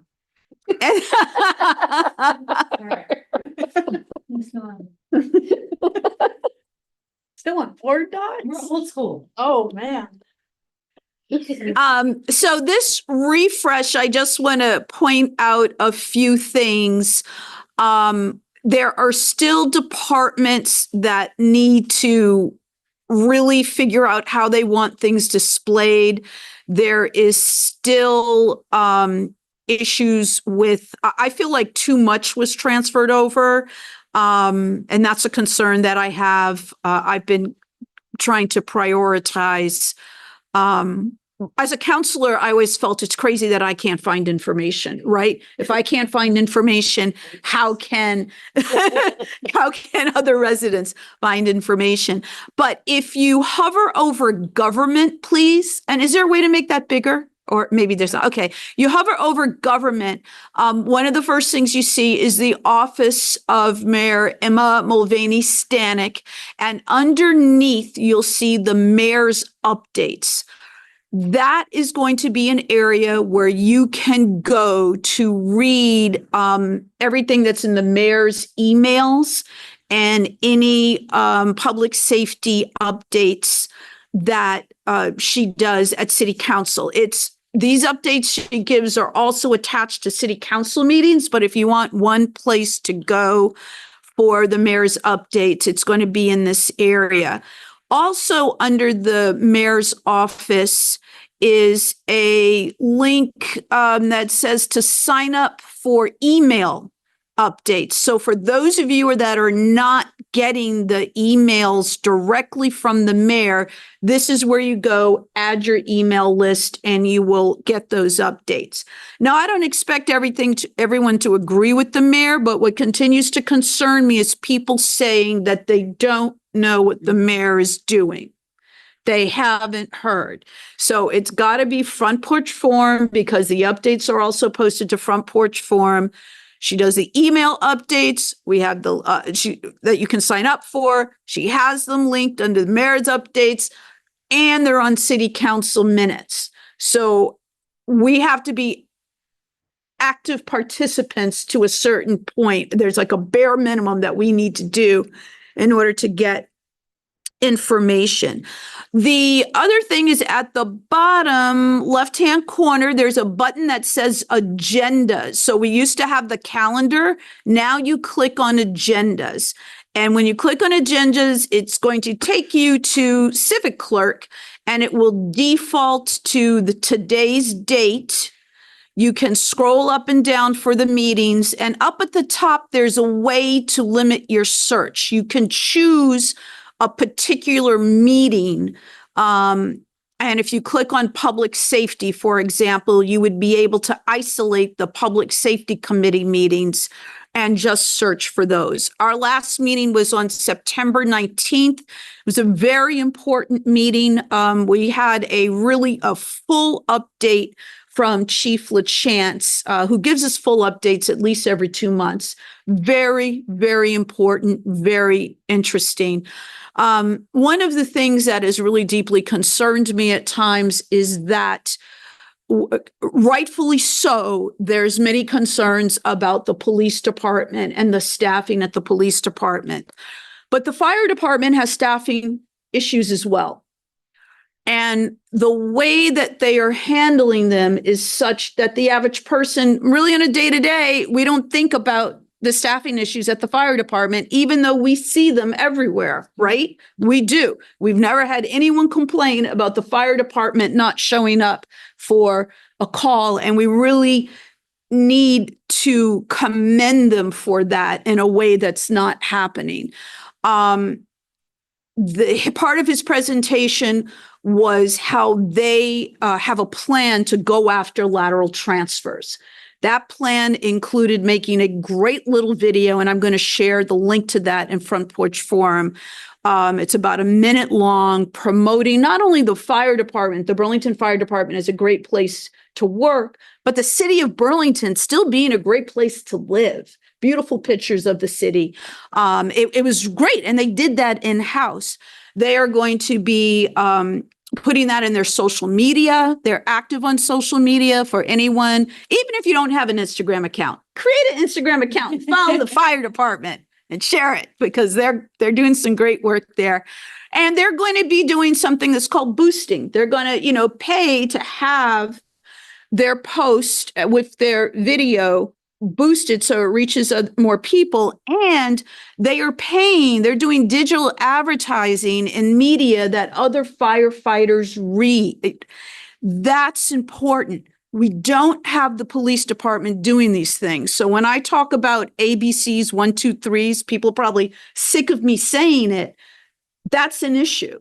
We're not using the social media. We don't have a strategic plan to address the online reputation of that department. When we talk about community safety being a partnership, which Chief Murad has, and I agree with that strongly, we have to communicate with our community about what that means. What does that partnership mean? What do you need people in the community to do? So we have that work to do there. That Vermont Alert, this is something you can Google and sign up for. It gives you emergency alerts. We've had people ask questions when we've had some unfortunate incidents where there's an active shooter or area of town is blocked off because of an incident. People saying, why didn't I know about that? Need to subscribe to the Vermont alert system to get those type of local alerts. You may also get some statewide things you don't want, but it'll capture the local alerts. Continue to use See, Click, Fix app. We are, as Councilor Kane mentioned, needles is constantly being talked about. And I had conversation myself with DPW. We know DPW and Parks, especially we have ongoing issues on Depot Street, which is a major entrance to the waterfront area for a lot of people who live in the Old North End and in the downtown area. And we've had issues with encampments that are not allowed to be there and large amounts of syringe litter. So we're hoping to look, just come up with a plan for that. Last time I spoke about the Marketplace Garage, one of the things I mentioned was that the contract for the security company in that garage, clearly they were ineffective. That one of the reviews that the mayor did was to say, okay, we can't renew this contract. They're ineffective. So that contract was not renewed. And for the past few weeks, we've had the sheriff's department in there for a few hours a day. Financially, it's not sustainable, but it is acknowledged that it's absolutely necessary, and it has helped a great deal. We still have a way to go, but it has helped a great deal. That's being recognized. That is still on the hotspot list. The mayor continues to have meetings over areas that are deemed hotspots. If there's something where you feel is a hotspot and really needs additional attention, or you want to verify it's on the list and being addressed, you please feel free to email me and I'll get back to you on that. The REIB department, I'm on the chair for the REIB committee. Without going into the whole history, I think a lot of people know there's been a lot of chaos for a variety of reasons in that department. We have some really great people that continue to work in the department, and part of the mayor reviewing all of the departments is that REIB is doing some community engagement, asking people what the community feels should be the vision and the goals of the department. And I have some links that I'll be posting, Front Porch Forum as well. I was delaying on a post because they were still moving things around on the city's new website, and I didn't want to put in links that weren't going to work. So most of that seems to have been taken care of. And finally, the REIB has announced empowerment funds, which are there's a group of funding that's been put aside, and they do grants for small businesses, like micro grants, BIPOC businesses, but other small businesses or nonprofits. Basically, if you have an idea to do something good in your community, you can apply for one of those grants. They'll have the link through their department, and I can also provide people with the direct link. And I think I'll leave it there. So we can have a few minutes for questions. You have some of those hotspots real quick. So the Buell Street Marketplace Garage had been the hotspot, another major hotspot over by Manhattan Drive in Ward 2. There's actually always been an encampment there, but it started to get bigger. There started to be some issues with drug activity. Near the transportation center, making the commute to and from school safer. The areas where kids take shortcuts for those that walk to school have been littered with needles and some open use. The issues that continue in most of our parks, such as Roosevelt, Smalley Park, Callahan Park, those parks are posted no camping, but there's still issues where people are camping. And so it's about making sure, because if someone's in those parks, they're being told they have to move within 2 hours. Our park ranger, I spent some time with him a couple of weeks ago. He was amazing. And I actually watched his process of talking to people who were camping in part of the waterfront that they shouldn't have been. And just the way he talked to them, engaged in conversations, was incredibly professional, compassionate, making it clear that he didn't want to escalate things longer. Do they need water? Do you need any bags to move your stuff? Are you going to have a problem, or you need any assistance if you can't make the 2-hour deadline? Saying, I don't want to involve the police, but as long as we can, make just the way he does it. I am concerned that he doesn't have a radio. Trying to get a radio through the police department, that's been very slow. I've approached the fire department to see if he could get a radio through them. It's interesting because the park ranger is under the parks department, but has been given a lot of duties around what we look at as community safety. So we have him in areas, especially around the waterfront, where, as we all know, there are some dead zones with regard to cell phone service. So he needs a radio to get through to dispatch if necessary. And the city really, we need to make that happen in some way to have his back, safety wise. So that's another little thing that gets put on my ever extended list. So Beale Street, Manhattan, Transportation Centers, most parks. Yes, and there are probably some other ones. I can send you an email. If you pop me an email and just say the hotspots, and I think they're listed on one of the updates as well. And they change. Some hotspots stay on because they have to be monitored, like the Marketplace Garage and Buell Street. There's great improvement there, but they have to be monitored because it's an issue. And we know that we have they're monitoring activity now in the alleys because we're getting a lot more activity. We've always had, I've talked to people who live in Lawson Lane, for example, and other alleys in that area, also behind the Marketplace Garage, between the garage and the businesses. But we're seeing more activity now as they've gotten people to move away from Buell and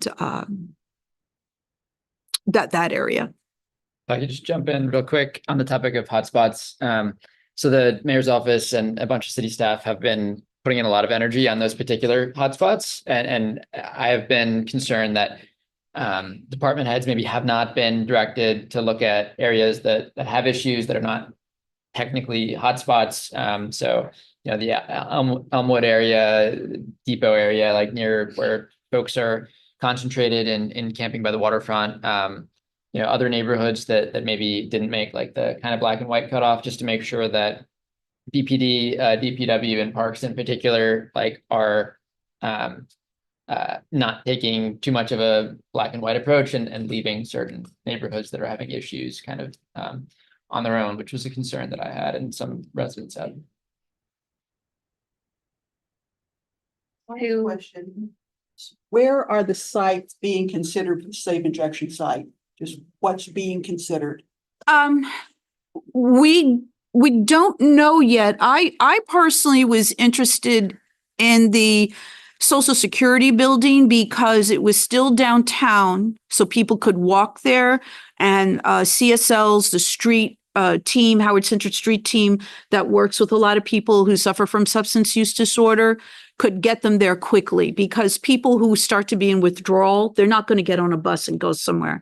But it would be farther enough, like pulling all this negative activity away from where the high school currently is and away from downtown. But that is looking to be the site for the new shelter. So I will hear more information on that. There's buildings, but you know, when you talk about the state buildings like Cherry Street and other things like that, there's so many levels of permissions that have to be looked into. So we kind of have to be careful to not really say something in particular, because we just don't know without all these levels of permission that. I'm just real afraid that where I'm living, given that I'm right by Pod City, and now you're going to put this here, and I don't know where the shelter is going to be. I'm going to be in the Bermuda Triangle of this. Sure. So and I'm real concerned. Right. So we have a lot of activity around the pods that would be helped by the OPC, because specifically what we're going to be doing is all this activity that people are doing in the street. The first step is to get them inside the OPC. That's the first step. And that will help also to minimize syringe litter and other things. OPCs are interesting. OPCs, for the data that exists, end up going into areas where the issues already exist. They don't create the issues. The issues are already there. Oh, I'm sorry, Overdose Prevention Center. Shoot up Yes. sites, illegal shoot up sites. Well, there's been legislation that was passed this year so that Vermont could have them as a test. If you would like additional. Rights, then, is that what you're saying? Well, it allows certain things to happen if let me see, hopefully I have some business cards with me. I am happy to email you information and some presentation. Oh yeah, there was Kaylin Sin. We were blessed. She opened 2 sites in New York. They're kind of, she's phenomenal. Data. She's been called to LA where they're opening 2 sites out there because they have oh, I think they make you nervous, but what I want and what when I have really been following this, I've been to like every presentation. I've watched multiple documentaries. I've looked at data, not only for the states, but also for Canada, for major metropolitan areas and rural areas. We have to get this behavior off the street. We have to give these people a place to go. They literally do not have a place to go. And when you give them a place to go and you interact with them in a way that lets them know that we still want them part of the community. People are so disconnected with the community now that they have forgotten how to, I don't want to say how to act. There's just a sense of community that's been lost to them. And I don't give people money anymore in the street. I don't do it. I don't do it. But if I go into a pizza shop after a meeting and I grab a slice, I might come out and give somebody a slice. And the way they look and how thankful they are, giving people back their humanity in a certain way helps to lead toward recovery. I have one more question. Why don't we give them a place to go like a treatment center? Why do we? That has to be part of it. That has to be part of it. Council, why is the council going to put that much energy and money toward a treatment center? Sober living house. Right. The mayor was, sure, just to answer that, the mayor was just in at the State House on Tuesday, I believe, talking about these very things with other service providers. It's all encompassing. And we need, from the very top of our government down to the lowest part of our government, all on board with all of these things. Harm reduction is for everyone. Harm reduction helps us all. The more people we get into recovery, the less of this activity that we see. So we are at time. I'm sorry. On the agenda, however, Could we I saw this coming, so we have the room till 8, so I will give Fine. you guys some additional time because I had a feeling we'd go a little over. But then we do need to get on to Commissioner Waltz. So. I'll be quick. I talked to the mayor's office about this topic this week, and because I wanted to make sure that I wasn't missing out on any conversations. They have not started. There's going to be a whole process. It's going to be a public process. So you will be able to make your voice heard. It probably will end up being downtown. It sounds like, based on the way it was funded. There isn't funding to build the site. Joe. I appreciate it. Well, there's also a lot of evidence that it needs to be within a certain number of blocks of where the users or the clients are. Yeah, and I am very concerned about neighborhood impacts, and I'm concerned about antisocial behavior that we already see around social service provider locations, around locations, where certain spots in this ward where we're seeing a lot of trash, where we're seeing public urination. Say the words. All sorts of issues that the city spends a lot of resources trying to rectify, and needs to be spending more. And so we're trying to put an accounting on how much the city is already spending, departments are already spending, addressing issues related to antisocial behavior. We are going to have to be, super careful and intentional about how we go about this. We're all going to be part of this process together. I understand there are serious concerns about having additional social service providers, including this one, close to people's homes. And I think it's the responsibility of the city to make sure that, there's not negative neighborhood impacts felt. And I think the city has actually failed in that regard, in the case of the Elmwood Pods, in the case of the day station at Cots, which I live next to, and other cases off the top of my head as well. So I'm working very actively on that. Sure. And I will also say, I'm sorry, this is very important. Those locations, and I've been out working, you all know I've been in Decker Towers. I'm starting to look, we have some really serious issues at St. John's on Elmwood Avenue.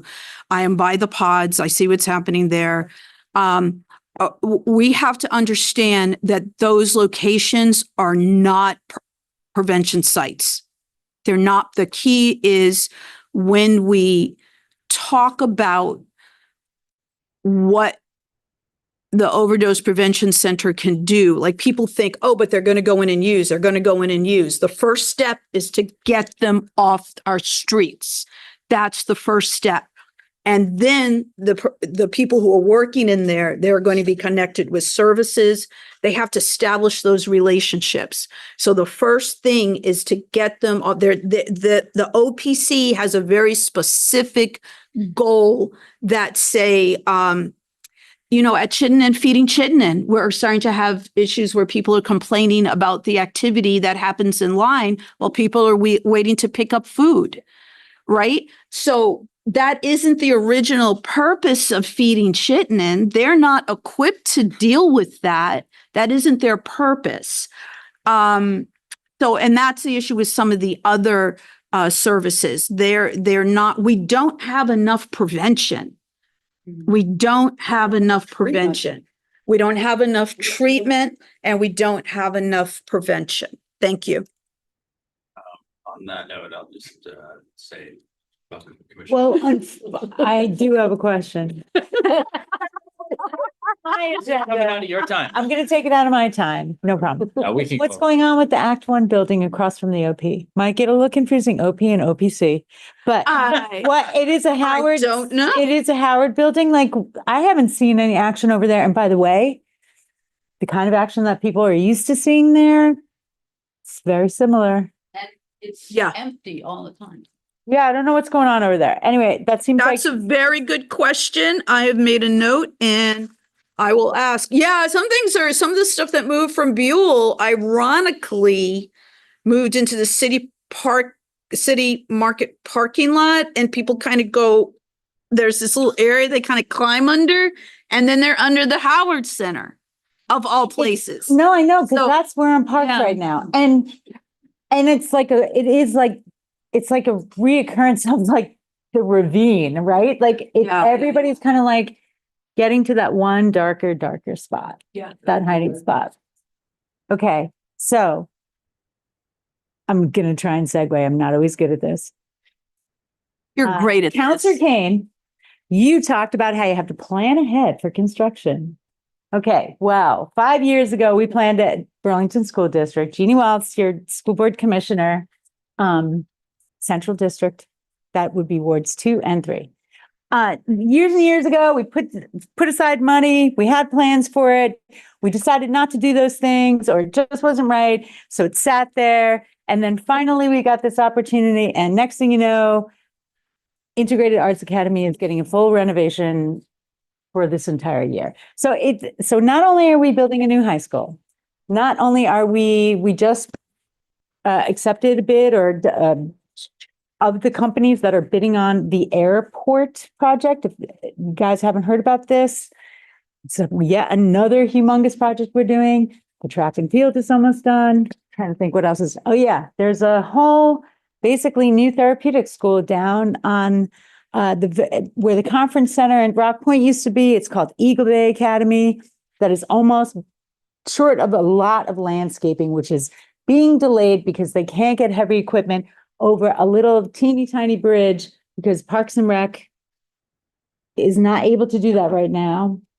I think it had mostly to do with just not having access to trucks and that kind of machinery due to the floods.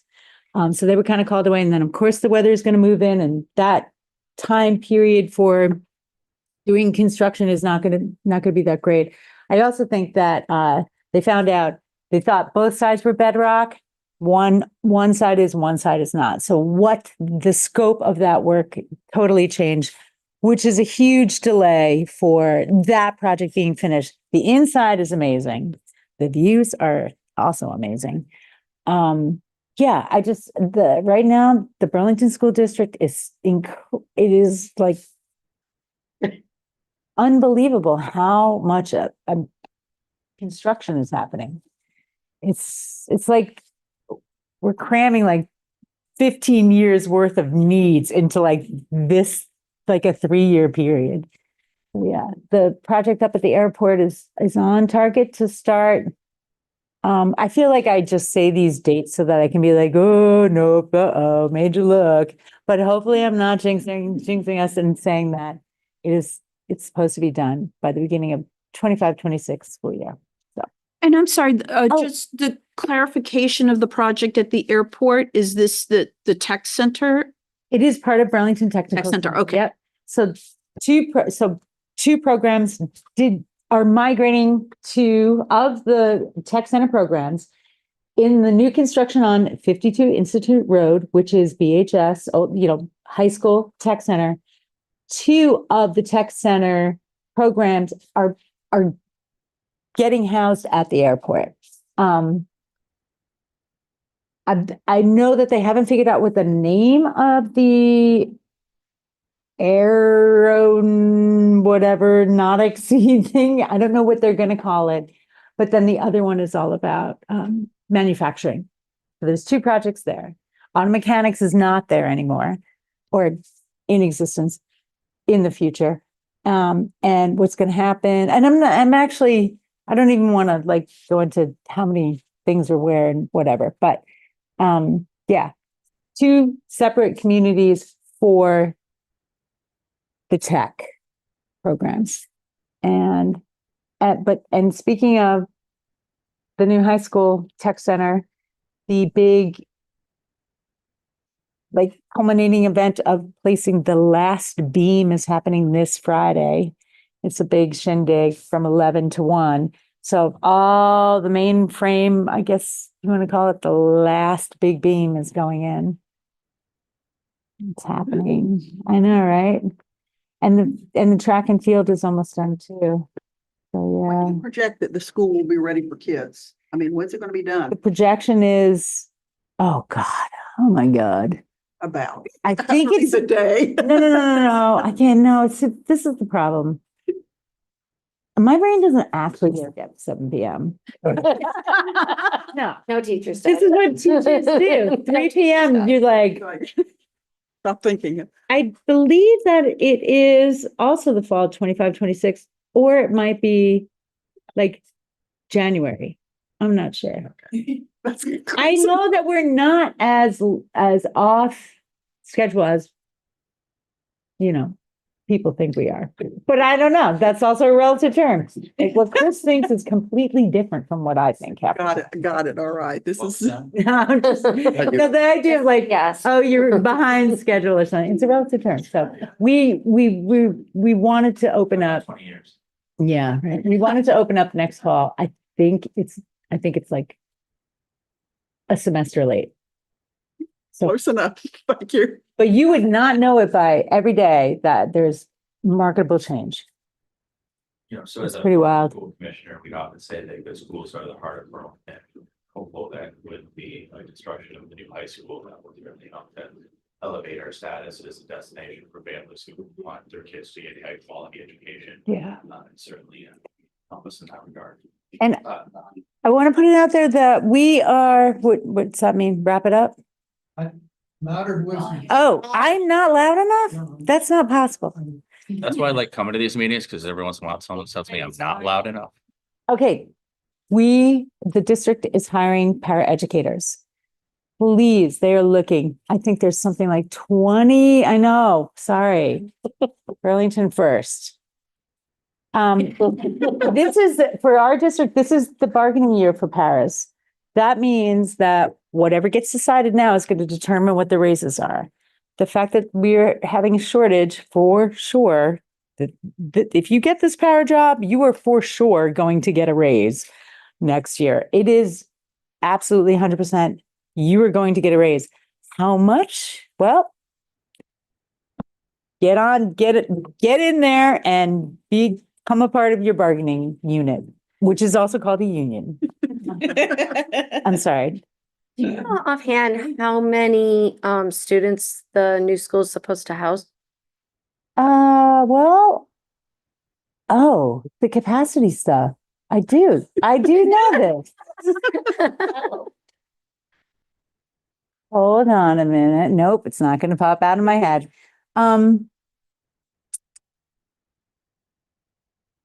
I shouldn't say. What I think is right may not be right. It's a fact. I need to look it up.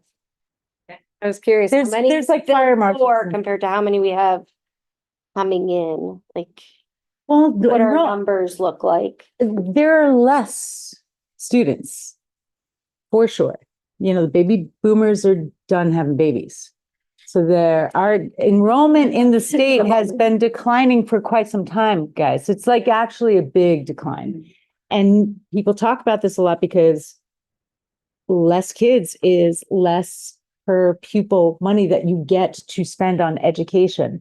And we take all that money and we spread it out. It's not like that $10 literally gets carried with that one kid.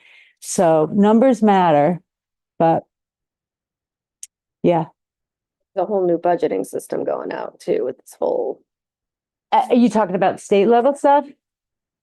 Well, it remains to be seen. And that's something, okay, so as a board member, the main thing that I do is stalk our state government. And my YouTube subscriptions are the most boring in the world. I watch committee meetings and I get riled up. I actually love it. The main one to watch right now is called the Commission on the Future of Public Education. It's a weird name, if you ask me. And they have subcommittees. They have immediate goals, like short term. Let's try and do a quick fix to what is this tax problem. Then there's like the long-term stuff. Some of it has to do with finance. A lot of it has to do with finances. A lot of it is going to impact how we, what's the word? Uphold equity in our state, in our education system. Some really good work was done, and unfortunately, it was attached to just an overall bad year financially, and it got associated with this mechanism to make a more equitable funding system. But everybody saw their taxes go up, and they were like, "It must be that," because it's easy. It's really easy to blame marginalized people, right? And also, that's just like, you know, God, it's amazing. Just outside of Chittenden County, people are very comfortable doing that. Yeah, Well, inside too. Oh God, I you know, certainly I see hear it. you. I hear you, and you are correct. Magnify that by like 20 and do it like with such ignorance and no shame. Zero. In fact, it's like they think they're doing something good. You know, like, I need to stick up for my whatever, my backyard stuff. Anyway, so I do a lot of advocating around that stuff. I'm also on a statewide coalition for Vermont student equity that is made up of school board members throughout the state who are advocating and working with a lobbyist to make sure that, you know, if it means writing op-eds or if it means contacting different senators or whoever about certain things, we do it. And we figure out strategies as how to get the word out, what to pay attention to alert people to care about like a very little change. You know, they have this like whatever act, and there's like these other little things that they sneak in there, and you're like, wait a minute, that's not right. Or maybe it is right. Maybe it's worth it, right? Maybe, okay, go ahead, have your whatever thing. Give me that, right? I don't know. Anyway, yeah. Things are busy. Things are very busy. And we're about to start our budget stuff. You guys get a breather, right? But like the school board has to start doing that stuff. And I don't know if it's really clear, but there are some factors that are completely out of our control. And then there's some factors that we don't even get to really know about until after we make our decisions and after we have to deliver what will be on the ballot ahead of time. And then they tell us, actually, this number that you have to factor in that's going to impact the tax rate, that comes after we make our decision. Because the state, it's just a thing. They, you know, I can plan ahead. I can tell you ahead of time what my stuff's gonna be. Reminded of the comments of a former city councilor that I heard many years ago, which is you can never spend too much on education, but you can't spend more than the taxpayers can afford. So do we have any further questions for Commissioner Waltz? I wanted to ask, what's going on at IAA? They're getting a whole new geothermal system, a heating system. Huge grant money, also ESSER funds, and money that was socked away very long time ago. It's really too bad, former Commissioner Barlow, now Counselor Barlow isn't here. That was I don't know, one of those capital type things that had been sitting around for like 6 years, maybe even longer, millions of dollars just waiting for capital improvements. Yeah, so just bigger bathrooms, everything's like going to be in ADA accessible compliance. A lot of safety features are going in, like physical safety features, different lots of pipes, lots of electrical stuff. Trying to think like what are some of the other major things? It mostly has to do with energy efficiency and all the stuff, not just electric, not just something related to heat, but yeah. All right, we're at 8:40, so I think we can call it. If there's one last round for questions, we're already over. So what's another couple minutes? Can we do general questions? Have a general question? I have a general question. Are you ready for it? You don't have to answer it. You can answer it like maybe in an email, but if you do know the quick answer. So if a Ward 3 resident wants to revisit the split thing, do they make a motion? Like, how do they do that? How do they prompt action from the NPA? Oh, I think by bringing the petition was one way to do that. I mean, like Robert's rules wise, what do you do? Robert's rules is that in order to reconsider a previous vote, the motion would have to be made from a person who was present at the original vote and was not a member of the prevailing side of the vote. And I think there's also the question, and when you look at the original enabling resolution from 1982, there's some question as to whether or not really it permits the joining of the wards. I think it's pretty clear from that original resolution that the intent was for each ward to operate independently. And that resolution actually is available on the city's website up on the CO. Okay. How many other wards are? 4 and 7. 4 and 7 are joined. That's where I'm moving from. And Ward 7's loss is our gain. I would want to say that Promises. Councilor Kane. Thanks. Yes, was there a particular number of signatures that would guarantee that a vote happens at the next meeting that we are able to vote on? As I explained, that we operate under Robert's rules, so it would have to be somebody who was present at the original meeting.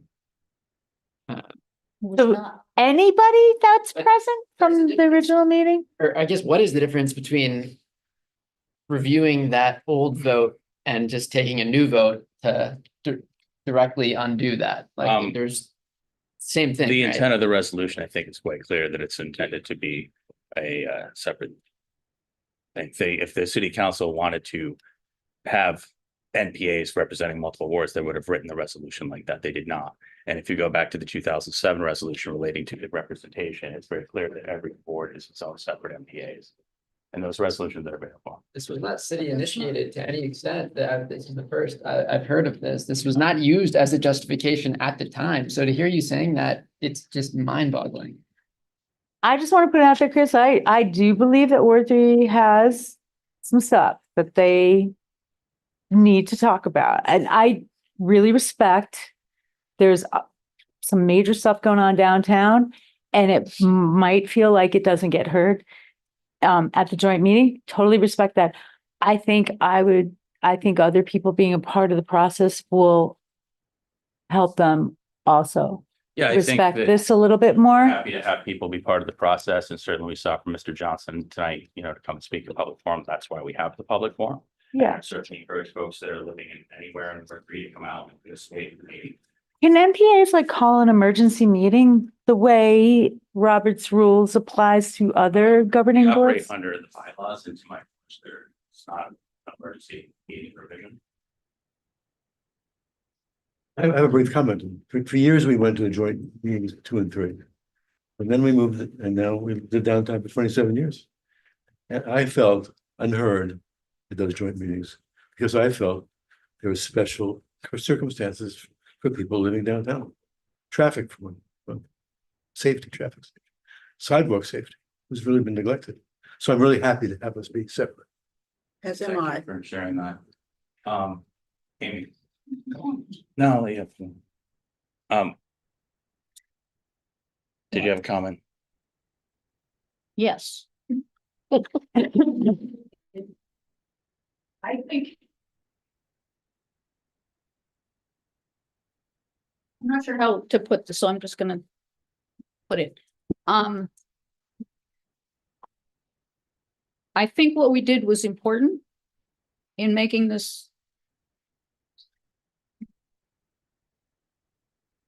In getting Ward 3 and everybody who is in Ward 3 into one conglomeration, I think was important because I think there have been a lot of people who have been missed. I don't like the fact that however many people are not feeling good about it. But I also feel at the same time, and what I would like to do is to have a conversation amongst all of us so that we can talk about what the issues are on both sides, because I don't Yeah. think I there has to seriously, be some solution to this that doesn't just say we So- go back. Yeah, to I don't- So I'm gonna feel stop everyone right conflict. here. I I've been feel very like- lax with the rules. We're operating under Robert's rules. You Yeah. need to be recognized to speak. okay. Chris, I believe that right now there's a crisis happening downtown, and there's a lot of people in Ward 2 that would care. And I don't mean that we should go back to Ward 2 and 3. I'm saying I wish that we sort of pulled people more into the focus of what Ward 3 needs. Yeah, and I think that was the intent to why Ward 3 decided to go its own way. It was, there are 4 neighborhoods in Ward 3. We have a portion of the old North End, we have the downtown, we have the waterfront, and we have the King Maple. And for several decades, the folks who live south of Pearl Street were ignored and marginalized and essentially kicked to the curb. And they deserve to have a voice in the process as well. Right. And I think I totally agree. And I think like structural change could happen. Like, I believe like we don't have to always have the meeting in one place. I mean, I've said that about school board stuff. That's my philosophy period. Go to people kind of thing. The idea of like, finding different, more convenient places to meet for other folks. This is convenient for some people too. Like, I was so bummed to have to deal with finding a parking spot, but maybe next time we're going to meet at the library and it's going to be different. Maybe next time we're going to meet, you know what I'm saying? Councilor Kane, I'll give you one final word and not final word by a different topic.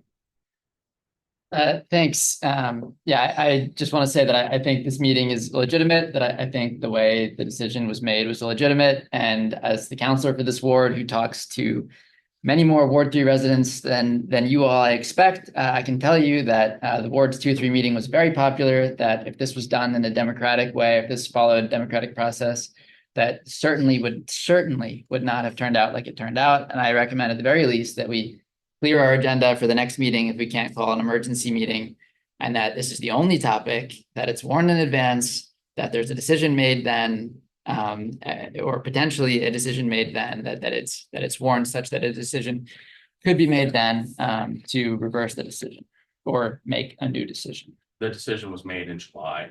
Her meeting was properly warned. Councilor Grant was there, and that was the greatest number of people that we had at a meeting. But it was amended later. I was there.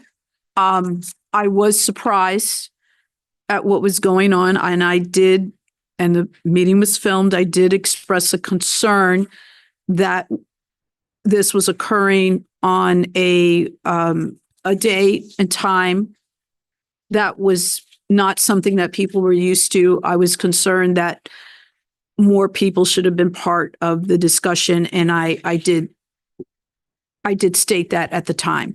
But I was there, but I don't want it to be said that because I was there, I didn't have the concern. I did have some of the concerns that are being expressed, and I do understand as a district counselor, and also someone, even though I lived in what was formerly Ward 3, I'm someone who, as a DJ and as someone who goes to the bars and restaurants downtown, and to the waterfront park, and very, very familiar with what was going on. So I do understand the concerns, and I understand why those concerns were a driver. So I definitely acknowledge that as well. Thank you. So we've talked about this the last two meetings, so duly noted. I'm just gonna say that facilitating a meeting can be challenging because you have to do a balance of, you want to have the conversations, and you want to give everybody a chance to speak. But at the same time, we have time limits that we have to respect, not the least of which is due to the space rental and things of that nature. So it's a fine line. For those of you who've seen me facilitate in the past, you know that I generally tend to lean towards the let's have the conversation role. But I have gotten feedback recently that, I needed to do a better job on respecting the time limits. So I just want to say that moving forward, we're going to try to do a better job respecting the time. We're out of time, but we're going to ask that our elected officials respect that as well. So on that note, we are probably 20 minutes over time, so we will adjourn the meeting now. So thanks everyone for coming.